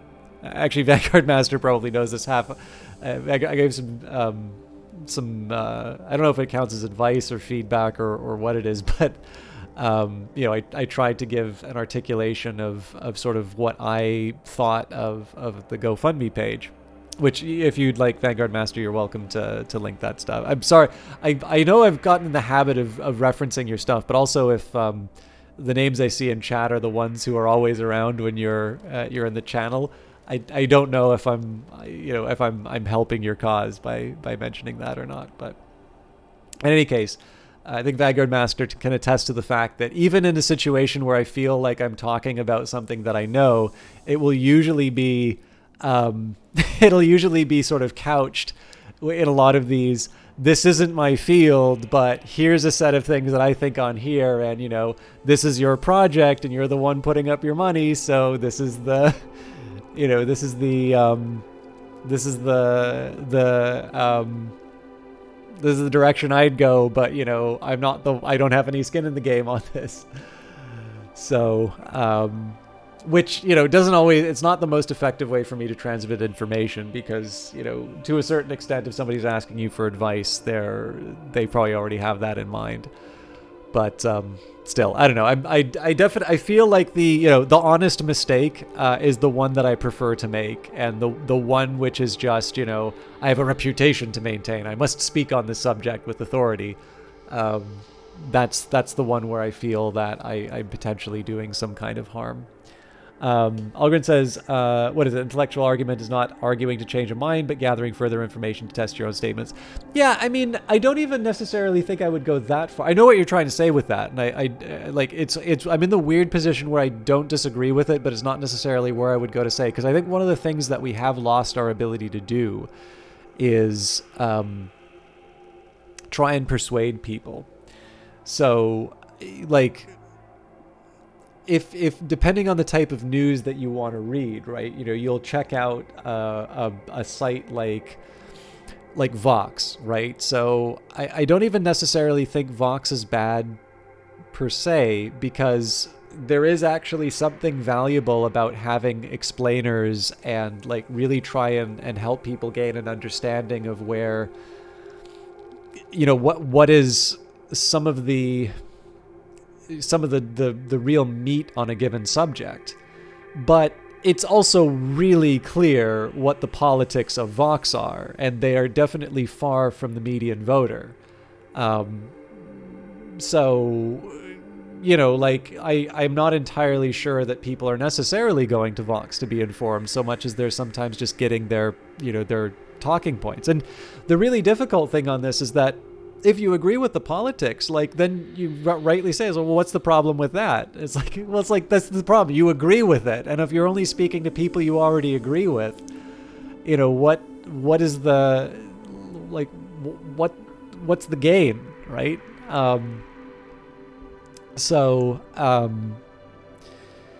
With that in mind, I do actually sometimes think that intellectual argument or debate, actual debate, not some guy on Twitter talking to a politician they don't like, writing in all capitals debate me, but any number of sort of an encounter of opposing views, I do think that there is, in the ideal case, there is perhaps an effort to persuade. I'd argue some of the articles that I write are like that, although they're also kind of written in the sense that people probably have pretty strong priors on the stuff that I'm writing, and so the best I can maybe hope is to provoke rather than to necessarily bring them over to my side. But at the very least, I'd maybe hope that they feel like they need to come up with an answer to the the alternative that I presented. There's a specific that I can think of, but I'll finish the event and I'll also catch up with what Vanguard was writing in here. But yeah, to your central point, Algrins, because you also had a follow up on, I think, that was Vanguard who had something on science. But obviously there's the idea of falsifiability in science, and the idea of being able to sort of make a claim and test it. Like one of the wonderful things about the physical sciences, the hard sciences, are that in principle, you can run the same experiment in two different places in the world, and the understanding of the world that you will get from those experiments will be the same. You can always come up with like these corner cases where it's like, actually, because of the temperature in this region, this experiment wouldn't work properly. But we're talking about an ideal, not necessarily a specific practice. And I'm sorry, I'm not sure about debating Vermin Supreme. I think that's a reference that's flown over my head. Okay, Vanguard Master says, oof, that's one of the biggest issues you have with the education system. There's this idea that university and any post-secondary education is meant to get you to think about a problem critically, but when you actually get into a class, the majority of the profs, though there are some that don't fall into this trap, do not want to hear discussion as much as just teach what the curriculum has in store, give the marks, and go about their day, which you feel goes contrary to what science is supposed to be. Where you're constantly learning new things, our understanding of what we knew changes constantly as more knowledge becomes available. Yeah, it's, the great challenge of this is that it depends on the individual classes that you're in. My great disappointment actually was that my English classes were probably the ones that were most rigid in their way at looking at the world. And I think that's a tremendous shame, because if anything, English should be teaching you how to argue persuasively and to be able to engage with different ideas in an empathetic way. But I mean, I know for a fact that I was on the list for having certain opinions about Vancouver housing that were contrary to perhaps what my prof thought. And I can mention this just because of the contrast in a number of different English courses. I had to take the same English course in two different forms because of some of the transferring rules that I had. So it's about as close as I could have gotten to sort of like an A/B test. And given the fact I took other English courses at both universities, both of which, or well, one college, one university, and both of them had sort of the higher levels, like it really does seem the one bit of variation in those happened to be that particular pet topic. Hey, Takri, good to see you. Thank you, as always. Thank you for the retweets. And I also wanted to thank you for, I don't want to say I was feeling sorry for myself, but I was actually noticing sort of the dearth of comments on the YouTube videos for a bit. And there was you and Samuel who wrote something recently that I was quite happy to see. And in fact, your recent batch of comments were very good at just sort of saying, "Hey, the channel still has some life." So it's a minor thing, and again, I try not to build my life around metrics, but it's always nice to just be able to to interact with you. But your YouTube comments caught me at a particularly good time to remind me that I am in fact still an entity online. So, although again, please don't take that as a request that you always comment on things. Yeah, exactly. As you say, there isn't always something to say, and I recognize that. That's one of the reasons why I don't fall into despair whenever there's 0 comments on a video. But when the fact that you do share when you do have something to say is actually something I recognize and really appreciate, because as I do commonly say, I am also a YouTube viewer, and some of my favorite videos I still don't comment on. So, okay, I'm gonna catch up with what Vanguard Master said. I'll finish this event. I think I'm gonna get some more tea. But of all your high school classes, English was the one that taught you to think critically above all other courses. And that was a combination of taking an English IB and the English teacher that you had. He actually seemed to care a lot about the students and learning us to think critically, as opposed to accepting the information that we were fed and accepted as gospel. Yeah, I actually do think there's a lot of English teachers that are very much like that. Again, I definitely don't want my single experience to paint the discipline as a whole.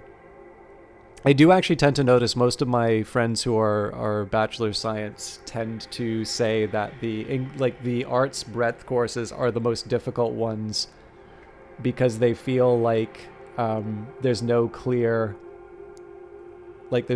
standard for like the A or whatever. I don't entirely agree with that. Um, You probably noticed that I paused for a moment afterwards, but I actually feel one of the things that I find the most off-putting is when people like make jokes about a simple mispronunciation. Well, not entirely, or like a misspelling or a slip of the tongue. Um, Sometimes I'm okay with it, but like I think there's a tendency for people to go a little overboard on that sort of stuff. And I was like, you know what? I don't know you well enough to be like teasing you over the structure of that sentence. But I was like, there was a moment where I was like, do I need to do I need to point out the learning us? I'm glad you caught it, so now I can totally bring that up. Yeah, well, and that's the important thing, Algrins. Like, I don't think so. Like, I'll give you a good example. There was there's a broadcaster. Actually, I mean, there's a ton of problems with this particular broadcast, but this was early on when I was streaming, and this is a guy who really made a big effort to try and make themselves to be like a big friend of mine, and they really wanted to play games together. And how much I obviously like strategy stuff, so I should play, what was it called? Men at War Assault Squadron 2. And it just happened to be that they only wanted to play this thing. And, I don't have it. Oh, well, if you want to buy it, I happen to have a G2A link here. You're going to get it, and you're going to get it using my G2A link, right? And, of course, at that point, it's actually the only thing I ever bought on G2A.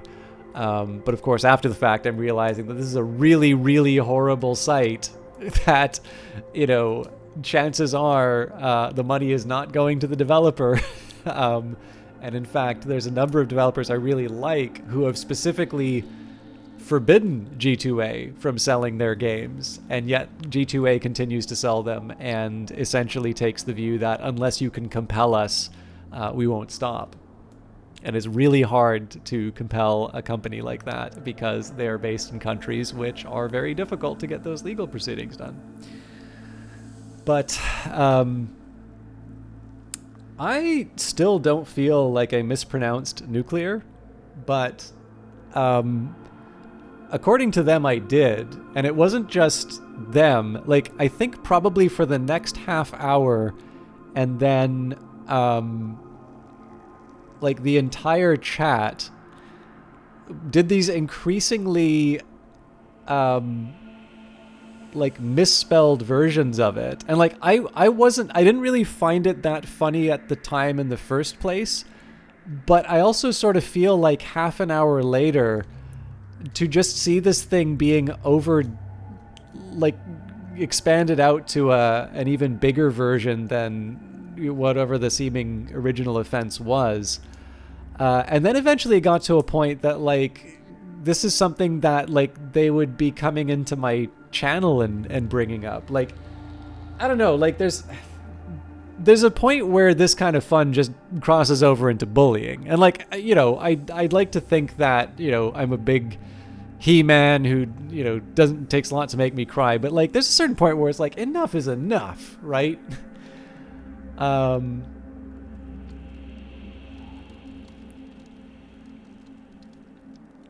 But anyways, I don't know. Like, obviously there's a ton of problems with that broadcast, but like with that in mind, right? Like, there's a certain point where it's funny in the moment, but man, once that moment's passed, you got to move on, find more fun. Yeah, exactly.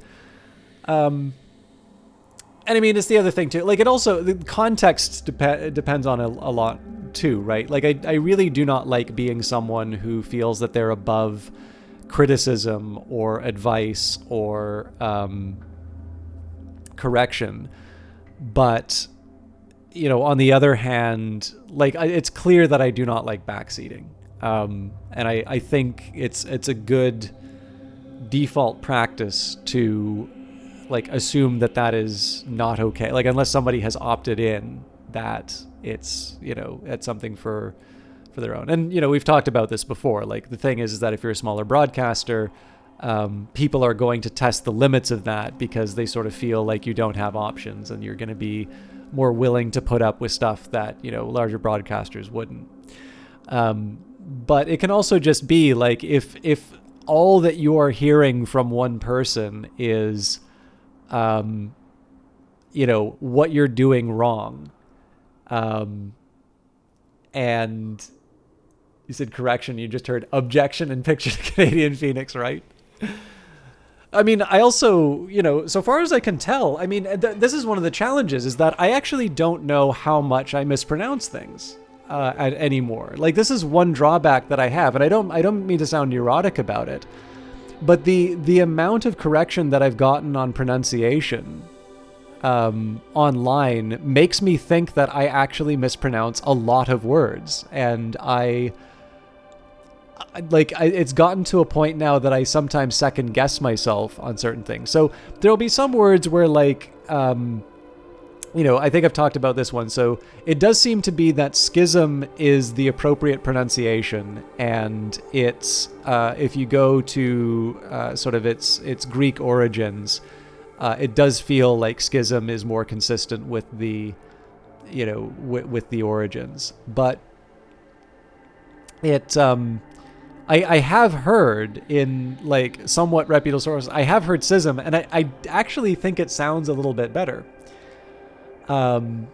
There's definitely a Canadian accent, but the other thing too is, right, I have that background as half Australian as well, and I don't think I've ever really had an Australian accent, but a good example would be I often say against, and apparently the correct pronunciation is against. And I've tried to adapt that a little bit, but I will tend to still say against, and that's actually one that you'll notice that doesn't actually come up that often in terms of one. It bugs you when they say subsequently instead of subsequently. I hope I got that right. Subsequently, and you prefer subsequently.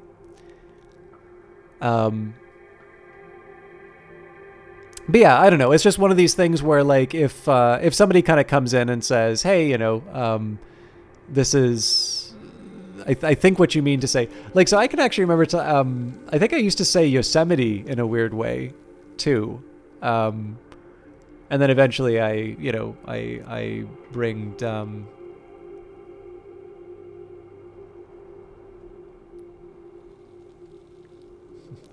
Debris?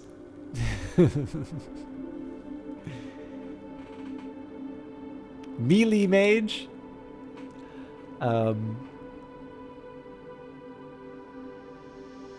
Floxinoxio nihilification? I think I missed a syllable in there.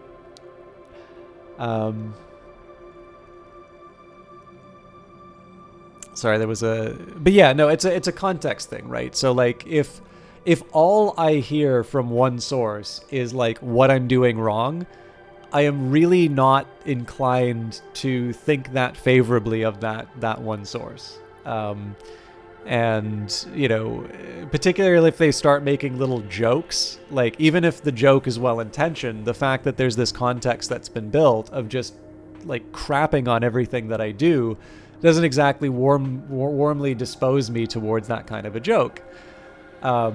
Whereas if I do genuinely say something dumb, or if I say like a really silly thing, and I fail to catch it, again, like I never want to be the kind of person who takes myself so seriously that I'm not, that I'm above correction.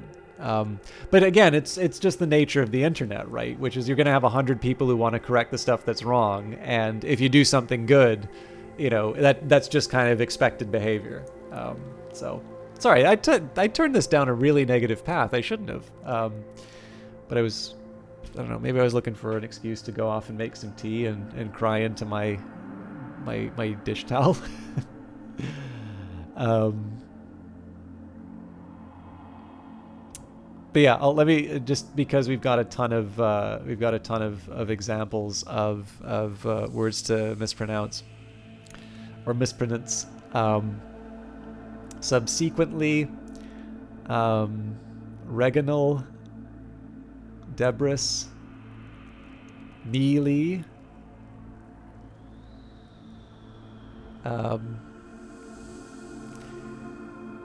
the burrito place Chipotle. What are some others?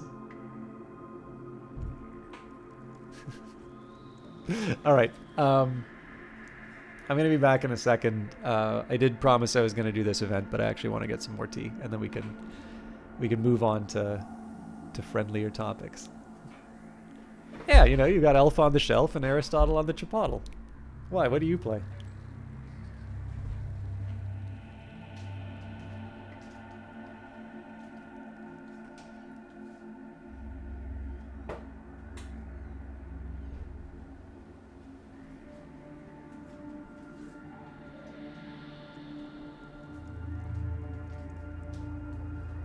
Oh, you know, like those boxes in games that like usually you pay like real money, and you open them and you get some like rewards out of them, or like skins, or sometimes like for those games that people say like are pay to win. You know, you get like special powers. What are they called? Oh, right, loot crites.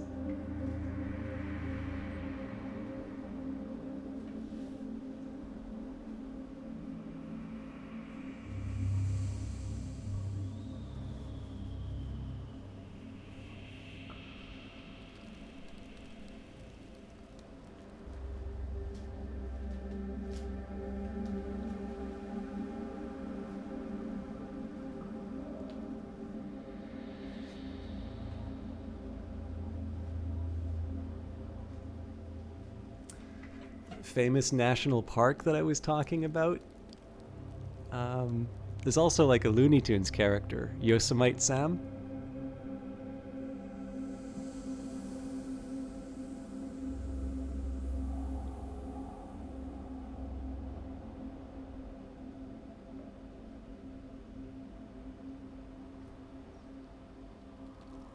Actually, I remember Takri did a good job of correcting me on one of the muses. I just don't remember which one it was now.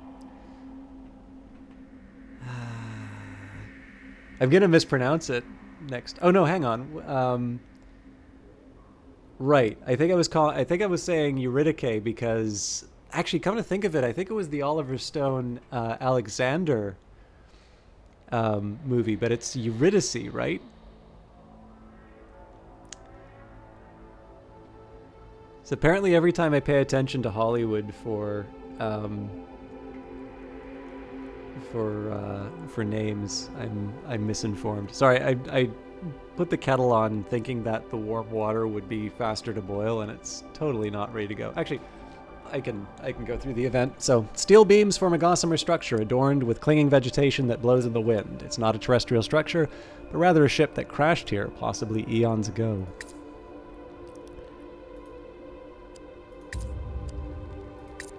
All right, so that's just experience, but I'm fine with experience.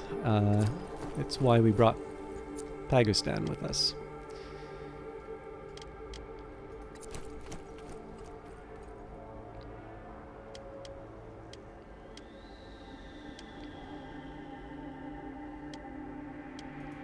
Oh, was it? Yeah, I mean, I didn't feel badly about. I mean, this comes back to the context thing, right? Like, we've got a rapport. Even then, like, we didn't know each other as well as we do now, but like, that was something I found useful, because I had said it one way, and you know, there wasn't necessarily an indication that was the correct one, and it does seem to be that most references to that online now do list it the way that you say it, or you said it, or you recommended it. So in that case, I walked... Like, the thing I like about that is that I walked away with something that I wouldn't have had we not had that conversation. Kettle just finished, so back in a sec.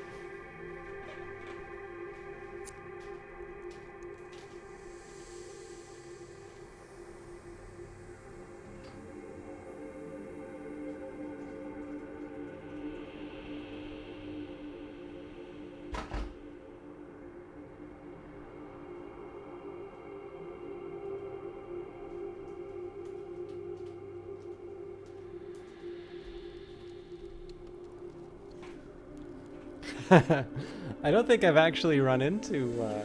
I've run into a few characters in Hades, but I don't think I've seen any of the muses yet.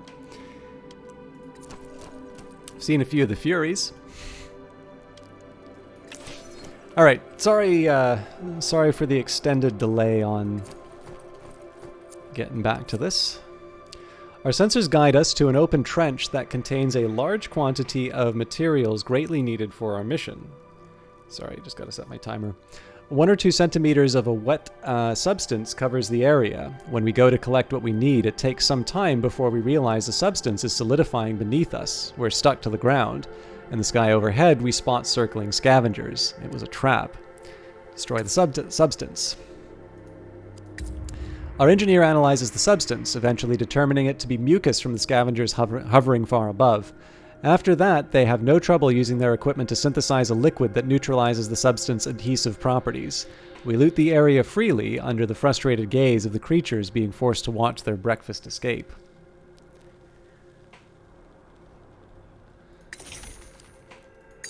Yeah, sadly I haven't run into to emo Orpheus in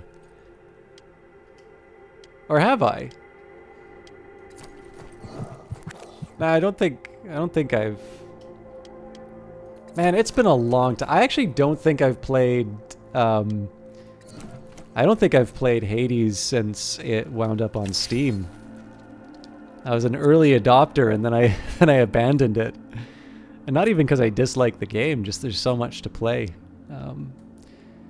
Like, for an example of something that I want to...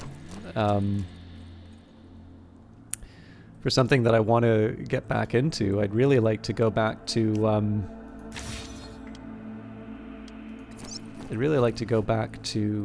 Hollow Knight.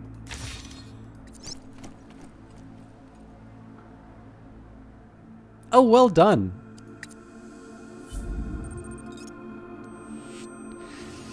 Yeah, I've definitely not beaten Hades, I can say that for sure. Oh, actually, okay, speaking of so, like, the other thing, I focused a lot on the stuff that annoys me, but I will say that Kree knows my very trolly tendencies.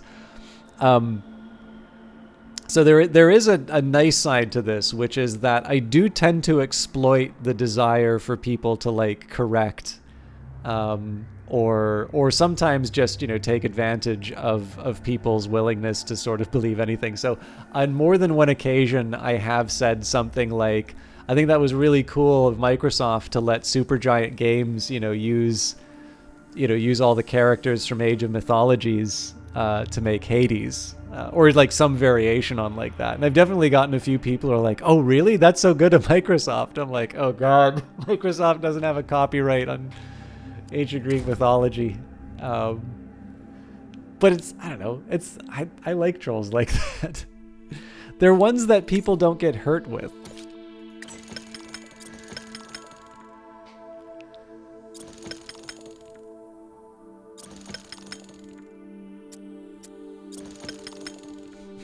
Yeah, I edited Wikipedia to say,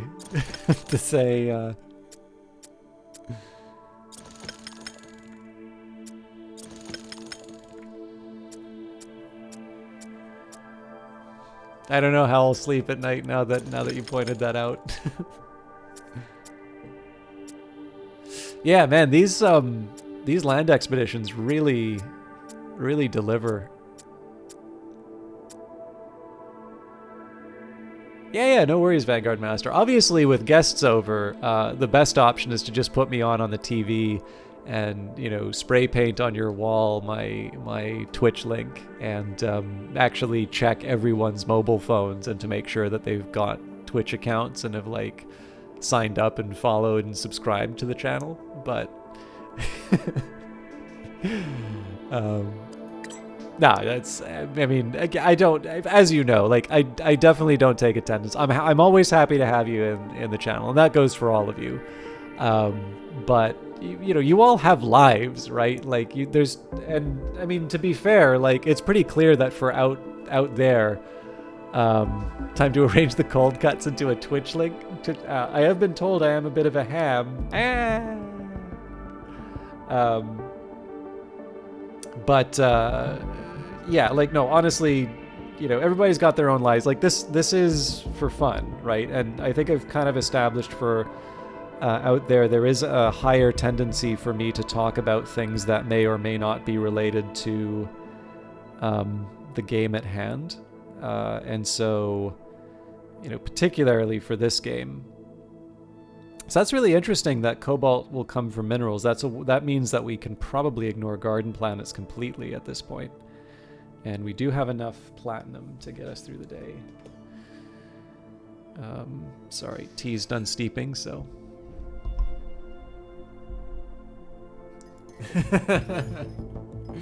That's my other channel, Algrins.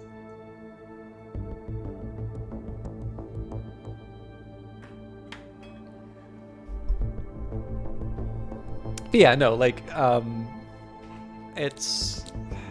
I am very, very not interested... Sorry, I am doing the good English again. I am not at all interested in making people feel any sort of obligation to come to the channel, right? Like, it would be wonderful to be, the world famous System Chalk channel where, women want him, men want to be him. How did this, brand new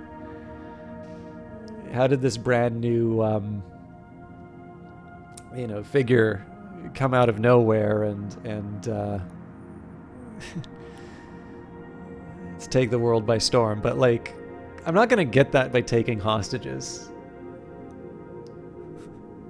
Yeah, system stock.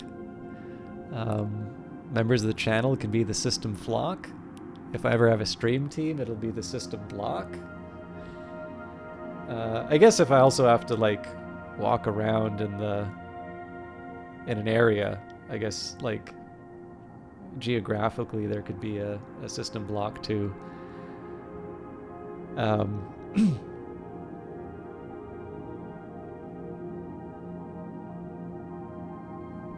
think what Algrins was trying to write was system clock, which you have to adjust for daylight savings time. Yeah, bathtub installing. Every once in a while, if I'm doing some writing and I need some classical, I do need to listen to some system Bach. And then, of course, whenever I'm watching for misbehavior, I'm watching like a system hawk. Or alternatively, you could say that whenever I improvise like this, a lot of this does wind up being system ad hoc. But that's really just the same term all over again. Some might even suggest that this kind of system talk is really just system schlock, or perhaps system squawk.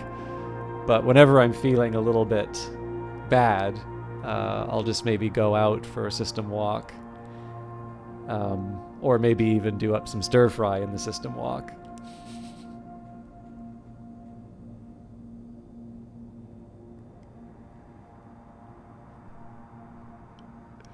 Algren system smock, or which? Now I need to know which one the last one was.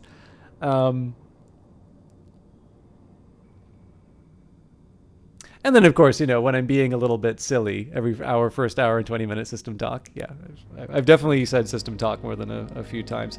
And of course, when making fun of someone, we can system mock. Of course, if it's directed to system ad hoc.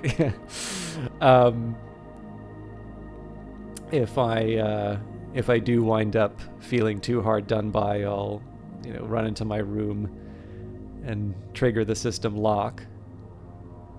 But every once in a while, someone will have enough power of system knock to open it up again. Or they might break it down because they're a system jock.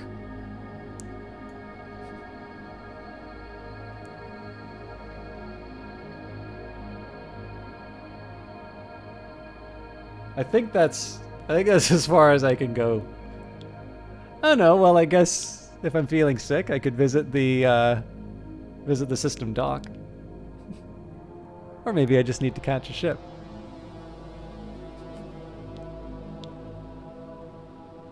Star Trek fans will know my favorite character is System Spock.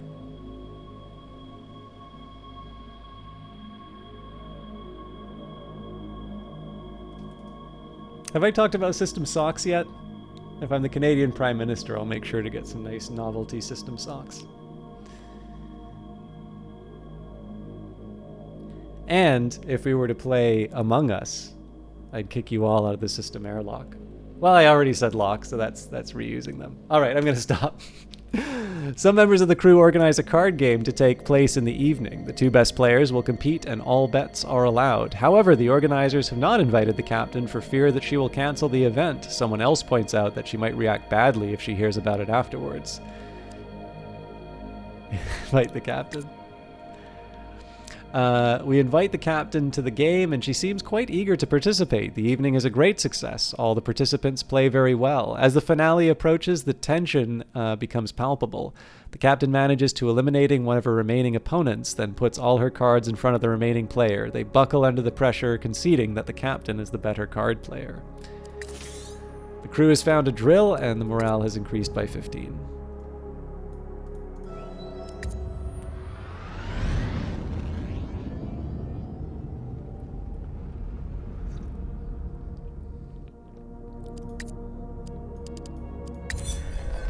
Fuel tank low.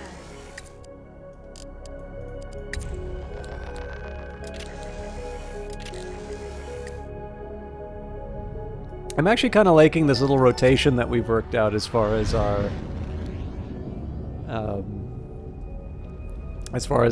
resource management is concerned. Part of that's just because of the ship I'm working with, but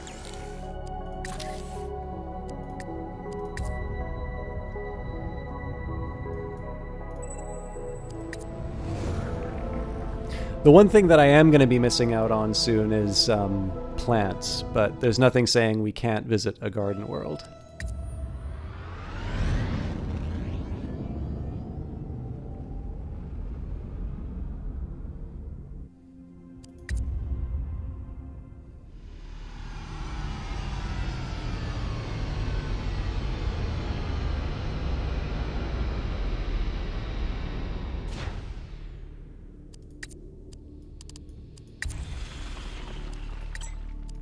That was a really good one for us.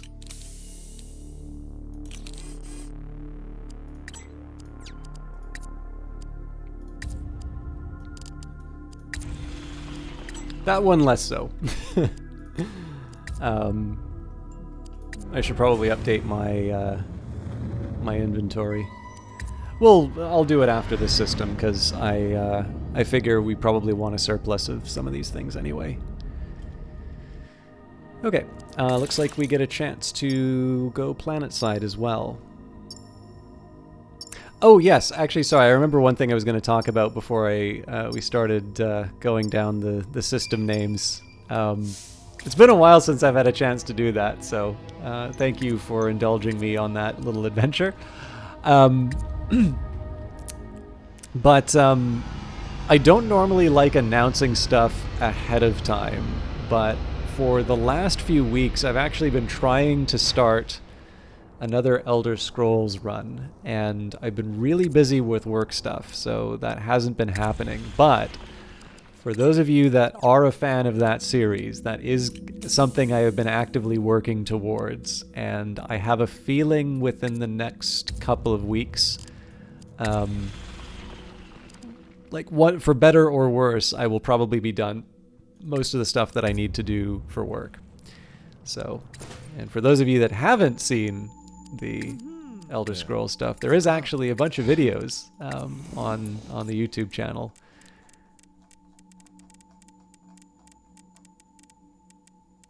Looks like this is all protection.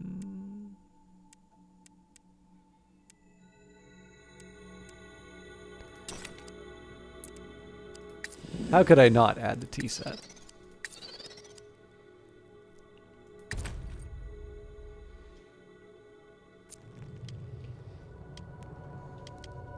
Actually, Algrins, I was going to say, I don't know about System Croc, but you know what it is. System Poppycock.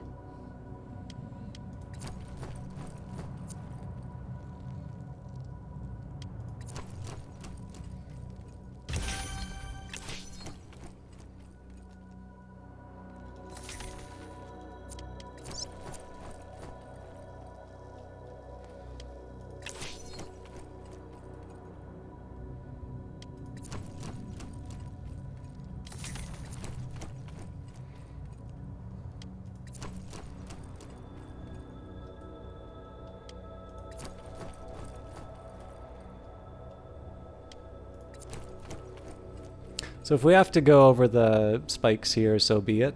It does actually seem like quite a bit of the map is to the left, after all. But I mean, we all know the usual drill. Like, I want to, as much as I can, I want to avoid situations that potentially cause me damage. Our expedition decides to cross an ancient ruins of an enormous amphitheater. There is nothing but dust here, despite our instruments showing high levels of energy in the area. One of our companions pulls a spear from the ground. They take a step back, poised and ready to strike. But what is their target? In the next moment we see they are aiming at the rest of the expedition members. Pacify them. Our survivalist meets the attack and parries it. The crazed expedition member strikes again with greater strength and finesse. During a dodge, our survivalist feigns being trapped against a wall. The crewmate lunges at them, but with a single leap, the survivalist escapes the nook and slams their attacker's face into the wall. The crewmate falls to the ground, stunned or unconscious. The wall was old enough that it crumbles beneath the blow. Through it, we see the glimmer of hidden treasures. And it does not explain why our character was behaving this way. Cool. Alright. So I was kind of hoping that we'd be able to go take a slightly different direction, but I'll work with what I got here.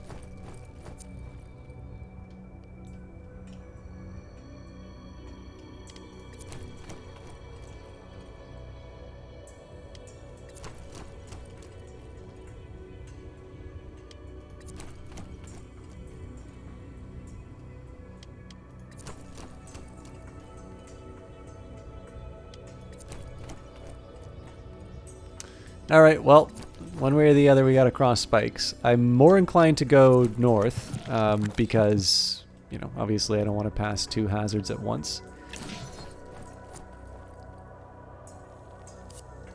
So cute! Our expedition group has discovered an incredibly adorable species native to this planet. It resembles a cross between Earth's rabbits and cats.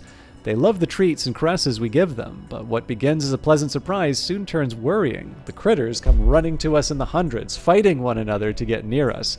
We soon find ourselves surrounded, unable to move. Analyze their social structure. Our xenolinguist, well versed in communication with sentient and sensitive creatures alike, understands that their behavior is not affection, but instead tension. We must be on the verge of crossing some territory of extreme importance to them. Rather than continuing forwards, we decide to walk back the way we came. The critters pull back, giving us room to breathe. They watch our leaving attentively.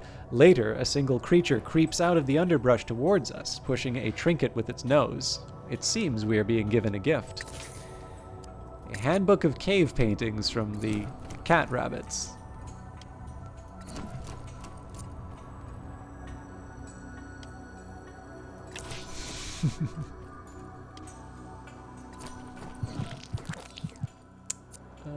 I can live with Nyx having some damage.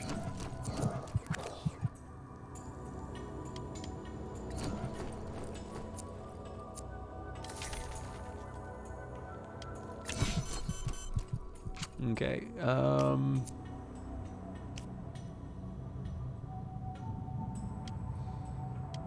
I can afford exactly one on this character.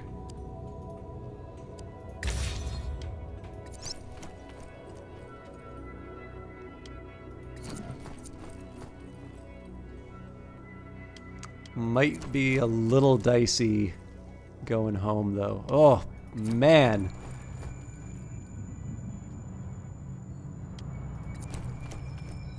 This is a pretty vicious world. Yikes.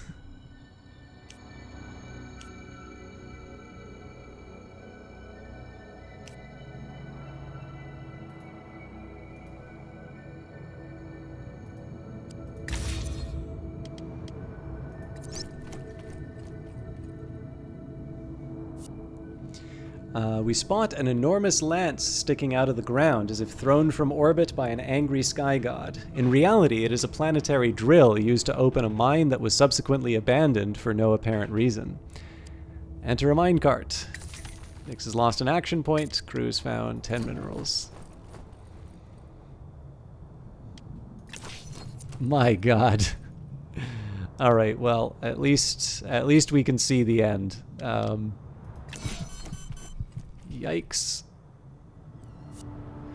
Our expedition arrives in a large open-air mine. The minerals here are abundant and the veins glisten under the starry sky, a veritable treasure trove. However, there are miner drones here. It would seem a nameless interstellar corporation is farming the area's resources. And yet, we haven't come across a civilization. Is the corporation plundering the planet? Have these robots been working here long? Can we take our share without provoking them? Figure out who's running the operation as we always do. Our xenolinguist follows a near imperceptible trail back to a command center. There, lying prone on a couch, we find the remains of a long-dead alien. Its logbook tells the story of an ambitious entrepreneur who hoped to make a fortune here, but whose homeworld was swept away by cataclysm. Without supplies from their native planet, they died of hunger, leaving the mine to operate for centuries. Excuse me. We reprogram the drones to mine for us. What's more, we find a supply of Omega in the command center. It must have been used to power the machinery. Alright, 1 Omega, 10 minerals. 2 health for 2 crew members. Now, unfortunately, I think any further healing that we do is going to come at the expense of minerals, and we're going to have to cross...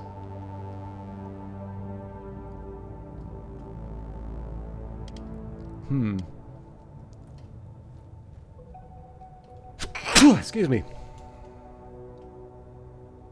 So 1, 2, 3, 4. 1, 2, 3. Jesus.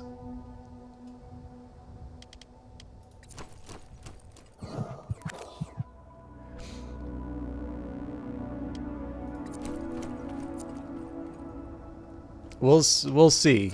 I may have to...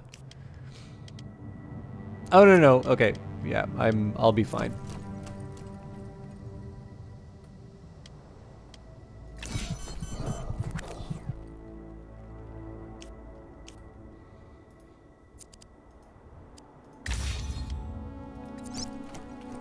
Oop.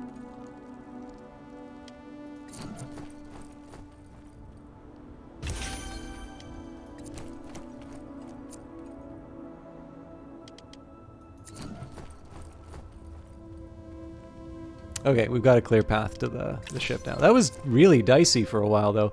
So what I am going to do, though, is take advantage of the cataplasm to... what I want to do now is just lower... Like, whoever's got the lowest health, I want to be raising that level up because our med bay doesn't heal everyone to the top. The catch here, though, is if I use Sergei's ability, that costs minerals, and minerals are what I came here for. Still, I think that's, I think this is a pretty decent haul for the trip.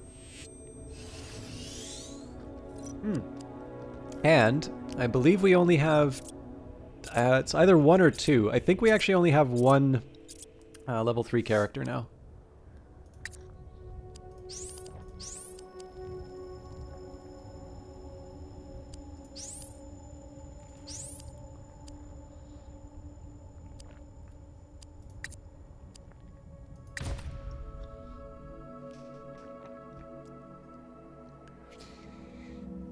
All right. Again, I like the animation, so.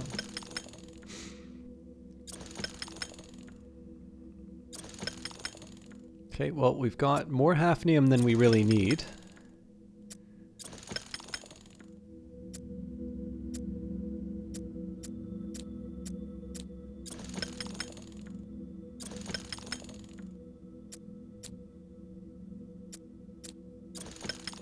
Ooh. It's hard to complain about Omega. Okay, so let's I'm gonna go one further. I'm not just gonna update my inventory, but I'm actually maybe going to start building some of this gear now. So my requirements, as I originally read them, were 15 tungsten. Or sorry, 14 tungsten. I have 15 now. 8 thorium. I've always had 20. Same story with the carbon. We needed 5. We've got 20. 12 hafnium. We now have 15. 11 cobalt. We have 17. And platinum, I needed 5. We have 6. So it seems to me like this is the time for us to make new parts.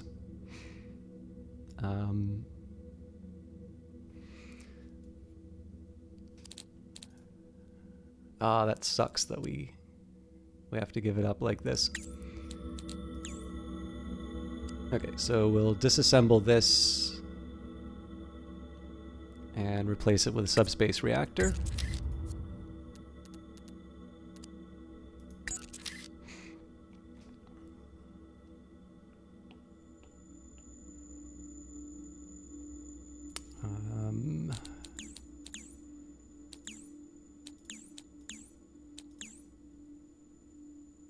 Okay, so we disassemble this. We probably won't be able to do much with the thorium, but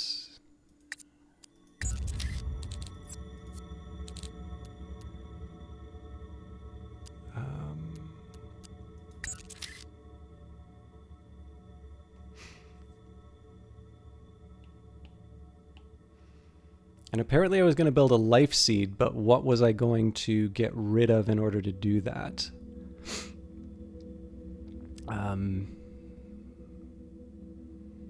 There's a weak argument for me to spike the oxygen, I suppose.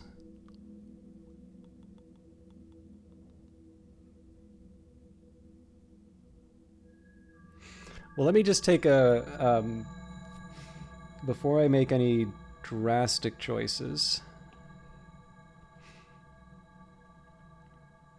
So one sin that I'm dealing with is I miscounted how many elements there were.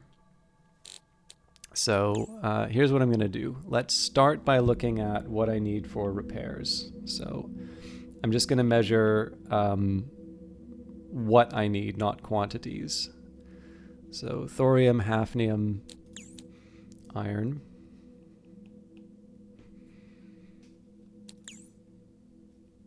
Okay, iron, iron, iron, iron, tungsten.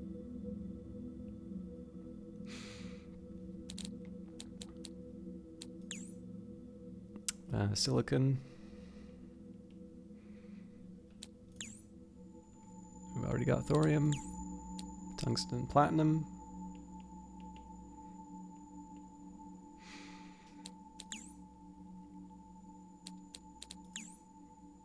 Gold. Cobalt.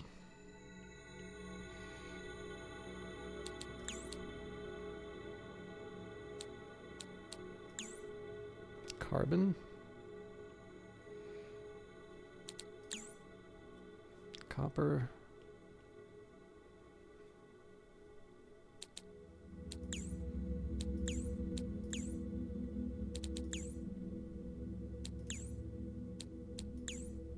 Okay. So 2, 4, 6, 8, 10. Okay, so in theory, I have 2 slots that I can give up. The catch is, of course, that I'm also, it would be nice for me to hang on to something that I can actually throw in like the fuel slots and all of that. So I think I'm honestly a little bit more inclined, at the moment, I'm a little bit more inclined to not build the life seed. I don't see why I would need that. And I almost feel like I should save at this point. But what I am going to do though is I am going to continue my rock planet. So I'm going to continue those explorations for a little bit, because while we do have what I kind of consider to be my ideal ship right now, I think it's also fair to say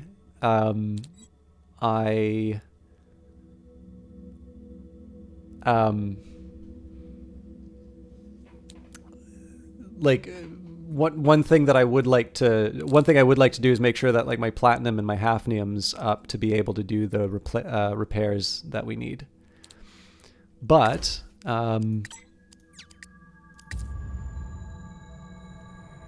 got what I need from this world, so we'll take off.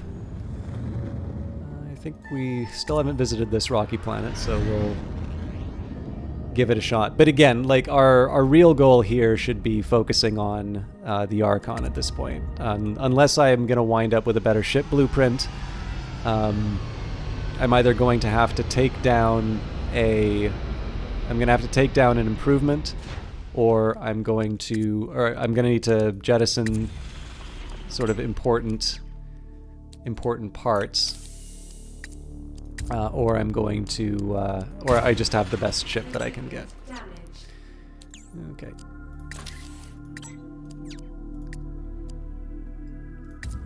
There is actually one other thing I want to take a quick look at, and that's my numbers. So,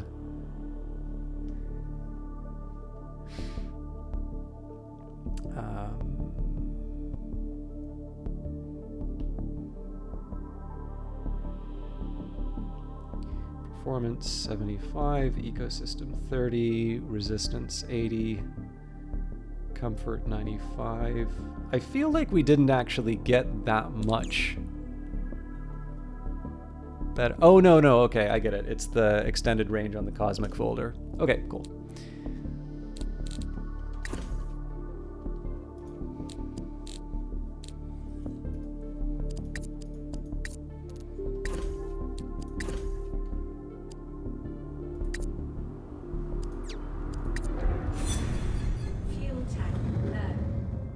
Okay. So, of course, where I can't, like, there is a bit of a dilemma here in the sense that I would prefer to take the, you know what? Let's risk it with the black hole. There's a little bit of a worry because of where my fuel's at, but I do have enough helium to sort of help mitigate the worst of it. So we'll go through the black hole.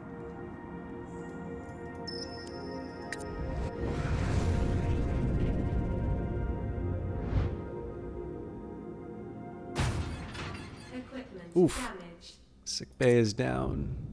So I don't need the sick bay, but it's good to get in the habit of repairing this stuff. Okay.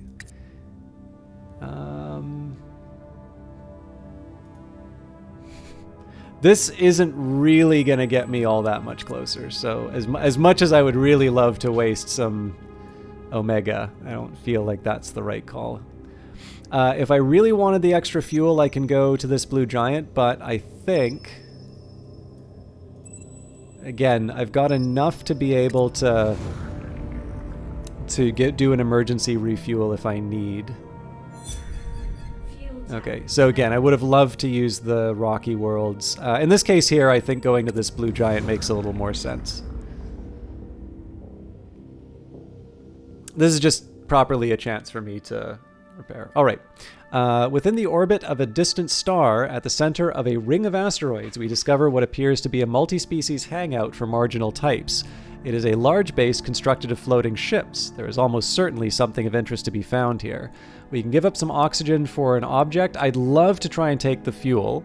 But I don't want to kill my morale, so let's try and find out more. Oxygen's fallen by 15. Crew's found a diamond apple. So we'll probably stop by a garden world before too long. But for now, I've got 3 planets to fuel up on.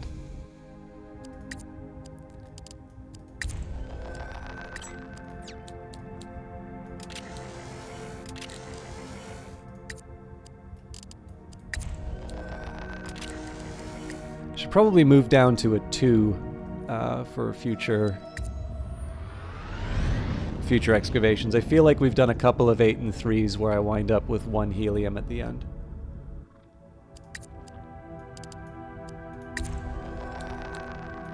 I do like these numbers though. Yeah, we're golden.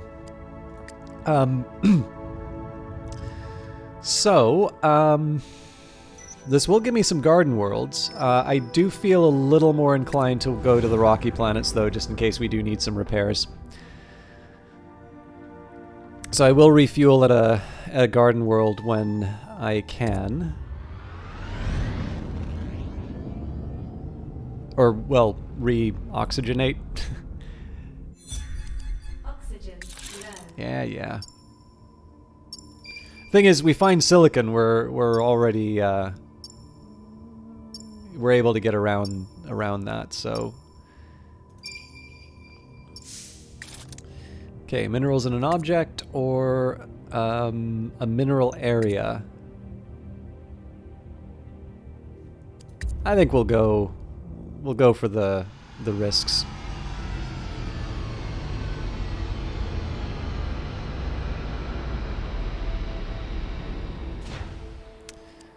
Okay.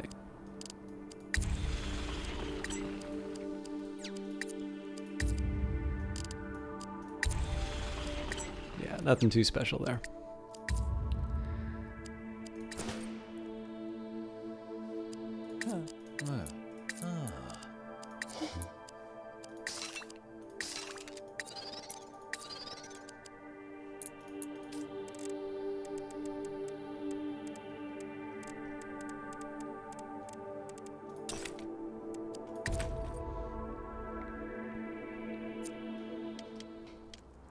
So, you know, again, it's hard. It's a little bit harder to sort of justify these kinds of expeditions. But like I said, the last thing I want to do is be like on the verge of taking on the Archon, and all of a sudden, like, my really good items break.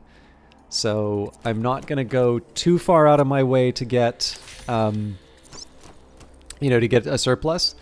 But given that I've now maxed out the ship, and I've sort of drawn down on a lot of the savings that I had, it's not the worst choice in the world to just try and get a little bit of a backup, seeing as I'm going to be traveling to planets anyway. So essentially I have no idea what hit my...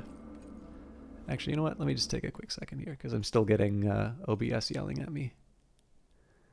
Just taking a moment to load the task manager. I'm assuming that there might be... I'm assuming it's my disk drive that's causing this.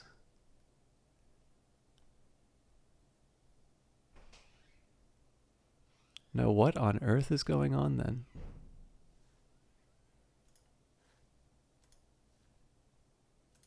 Normally, whenever I see something like this happen, it's usually something like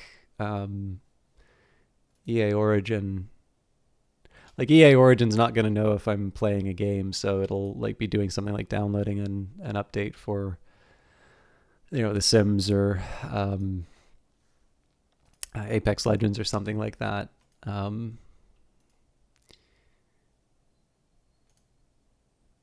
singling out EA, but it's actually just because I keep playing EA games. I've got like 2 things on my Ubisoft. And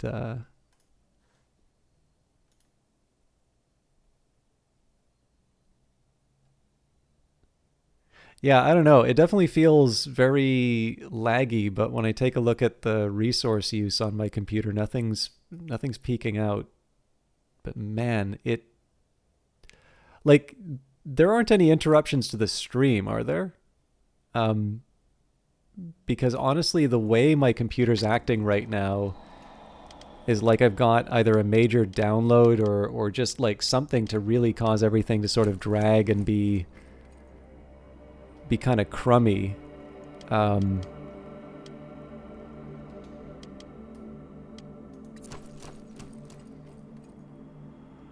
I don't know. We'll give it a little.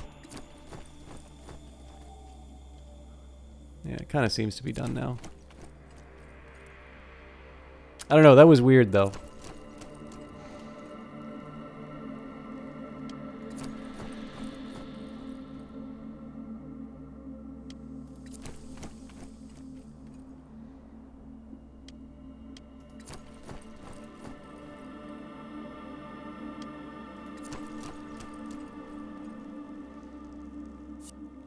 Radiopsychosis. We reach the expedition destination and find a large empty plane. Inexplicably, we find ourselves growing nervous. Communication quickly deteriorates into open hostility. Before long, the entire team begins complaining of terrible migraines. Heart rates run abnormally high. Our expedition suits feel unbearable against our skins. Without quite understanding why, we find ourselves raising our tools as weapons. Now, I think the only time I've run into this before, I didn't actually have a xenolinguist, so find the cause of the madness.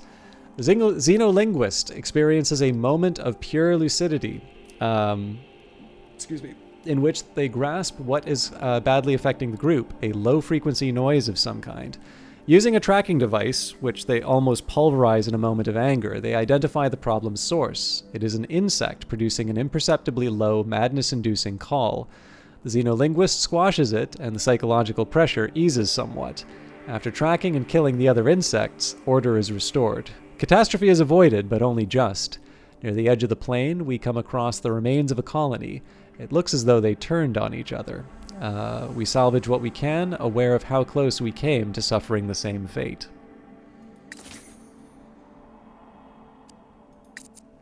I am a little worried by the fact that...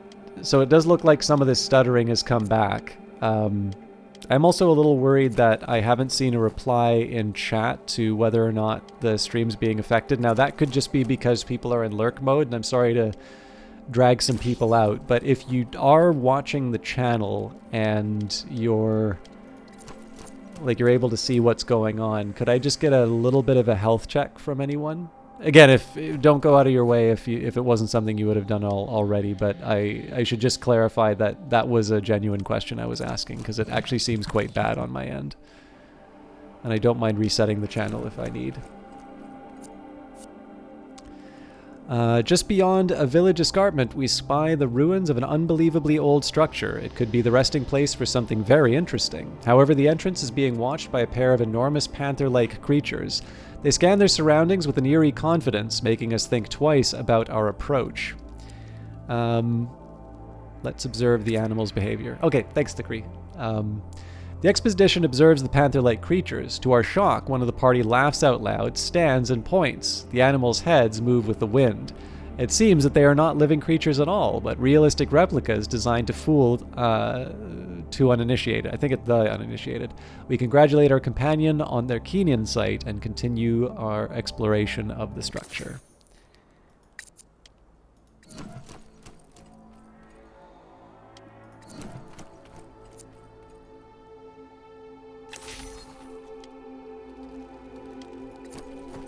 So I'm a little worried about this expedition just because I've used up my xenolinguist, and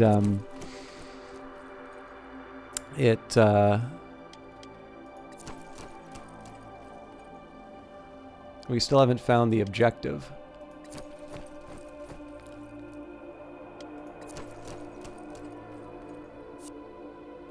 Our expedition discovers that a ship crashed in the area long ago. The good news is that the contents have not been touched by anyone else. The bad news is that it is located underwater at the very bottom of a very deep abyss. The chasm is at least 500 feet deep, perhaps more. What's worse, it is home to many types of indigenous life forms. It is not surprising that the wreck has yet to be plundered. Send the survivalist. Sorry, just a second here.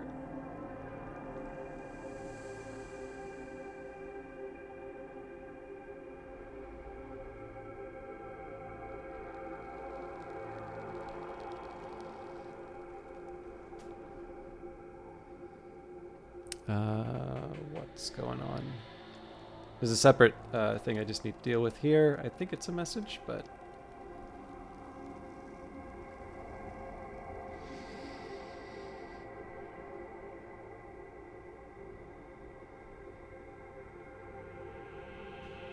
Okay. Our survivalist states that they can hold their breath long enough to conduct a cursory exploration. We're very impressed, but then again, some physiologies are vastly superior to our own. When they resurface, they bring with them a locked chest. What could it contain? Alright, Handbook of Cave Paintings. Now, if you can just give me a second here, it looks like things have cleared out, but I'm going to take a quick second here to just do a quick... You really like that...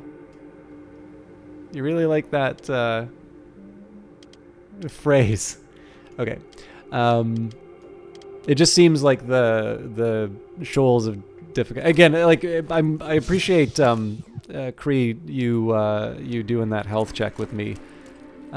Because if it's just limited to my experience, that's good. Unfortunately, I only just seem to have gotten past the problems, so it's still a little distracting for me.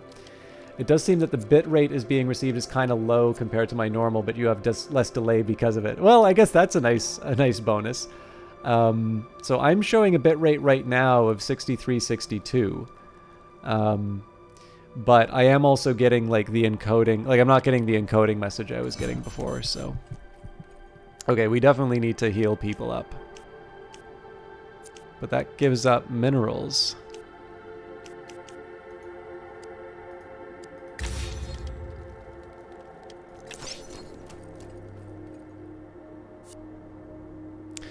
Our expedition arrives at our intended destination, but what we find at the location is at first incomprehensible. The ground, glimmering with precious minerals, flows upwards and disappears into the sky. Is it a gravitational phenomenon, or some kind of technology that defies our current level of understanding? Is there a risk in approaching it? Sever the flux.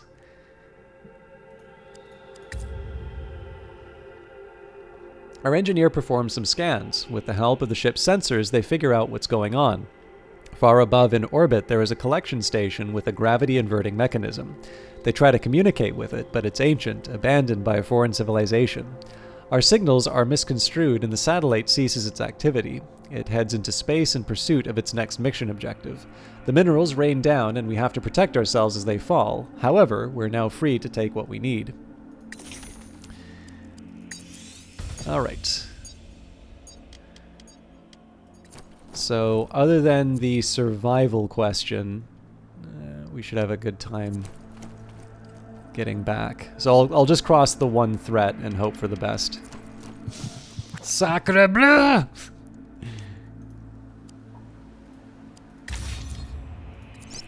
So I am going to use up Nyx's healing points here.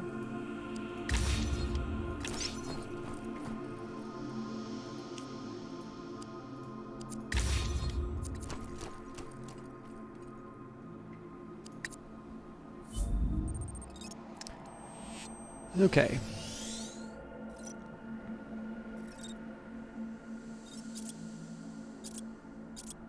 So, you know, not as... Oh, according to the better Twitch TV stats, Twitch is getting between 750 to 1500, which is super low, but the visuals don't look bad like they usually do that low. There isn't a whole bunch of movement, though, so that's probably helping. Yeah, that is really weird, because I should be sending things out at about 6K. Now, I did just have a drop down to 24 frames a second, but, I mean, this is in a static moment, so I don't think that's going to be noticeable. But I am curious when I hit the button next. The thing that's weirding me out the most is that, like, that just doesn't happen out of nowhere. It makes me think that something is using resources on my computer, and I want to know what, right? Like, if there's something running in the background that's harming my performance, that may not be that might be something that I am, I should be worried about.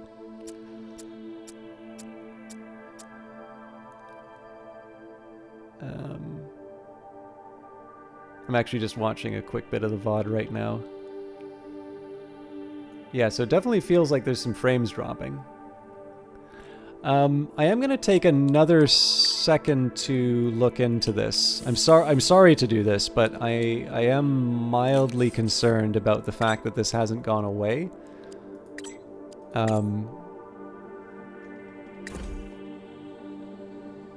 I'm going to take off. And I'm just going to tab out of the game. Oh, interesting.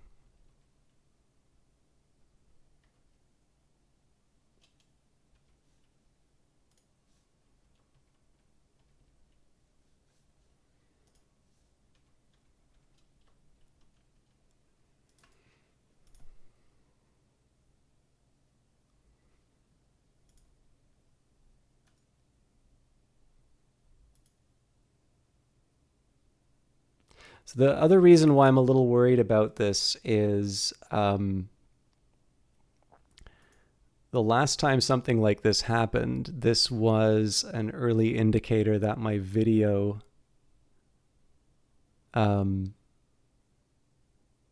card was about to die.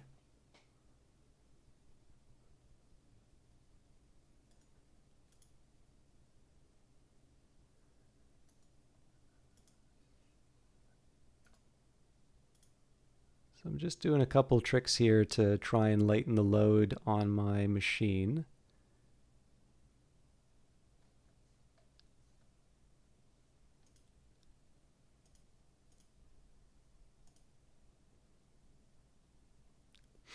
Yeah.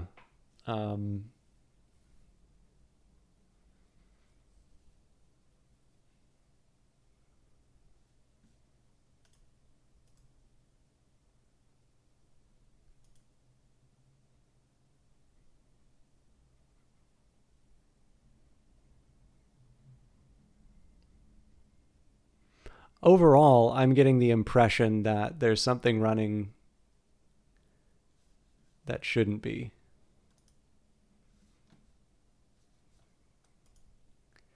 But the question is, like, what can I do about that without shutting down the stream?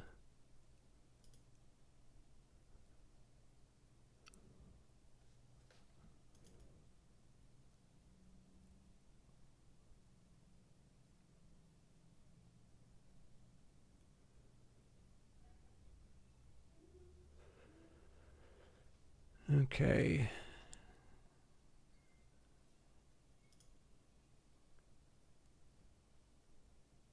So yeah, something just decided to slam my GPU. And then now it's gone. There's definitely something strange happening. Because the other thing is like over a couple of streams, I've noticed that the frame rate goes from 60 to basically 52 for seemingly no reason. But I've kind of shut down everything that I can. So let's jump back into the game.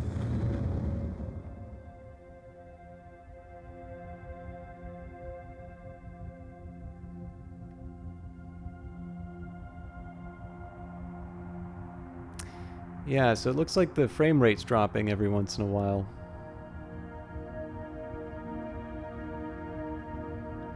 Well, let's try and play through it.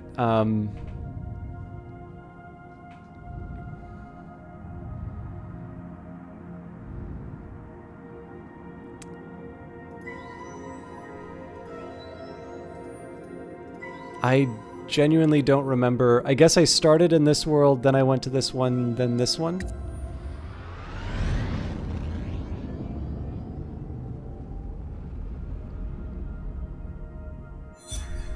Oxygen low.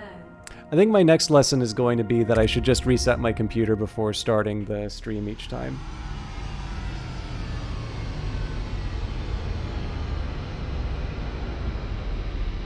Oh, thank you for sending the message, Kree. I'm actually only going to be able to check that out after the stream because I actually just shut down literally everything that's not OBS.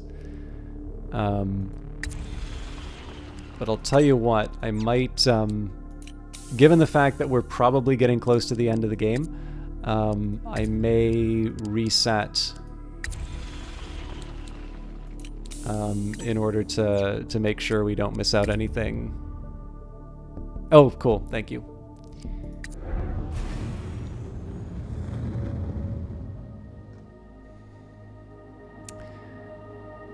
Okay, so here's what I'm going to do, actually. I'm going to go to this blue giant for fuel. And I've actually decided I think this is going to be...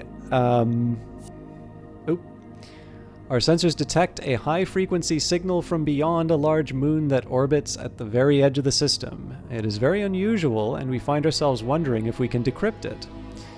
So, decrypt the written signal, lose a module blueprint, gain morale, respond asking for resource. Yeah, let's respond asking for resources, 10 gold. Well, that's useless. Okay. So I'm going to go outside this gas giant. You never check your messages when I live. No, fair enough. Well, tell you what. Just because this does seem to be persisting, I'm actually going to reset the stream. So I will be back. This will, as far as YouTube's concerned, this will just be split up into like a part 2. I'm going to do a... it'll probably take about 5 minutes or so for me to do just a full reset. Hopefully that'll solve the problems that I'm running into. But at this point here, like if nothing else, it's just distracting me to see these alerts pop up every once in a while. So it's probably better for me to just like be done with it and carry on. So if you are checking out the channel, even if you don't want to like follow and hang on, if you just are here to check out there, I will be back in a couple minutes, and I'd love it if you hang out. I know there's always a big cost to turning off the stream, but on the, just so that I can try and figure out what's going on with my computer, I'm going to just shut everything down, do a proper reset, and see if we can have a little bit more luck moving in. So I'll see you all in a few minutes. Sorry about the trouble, and we'll see you when I'm back.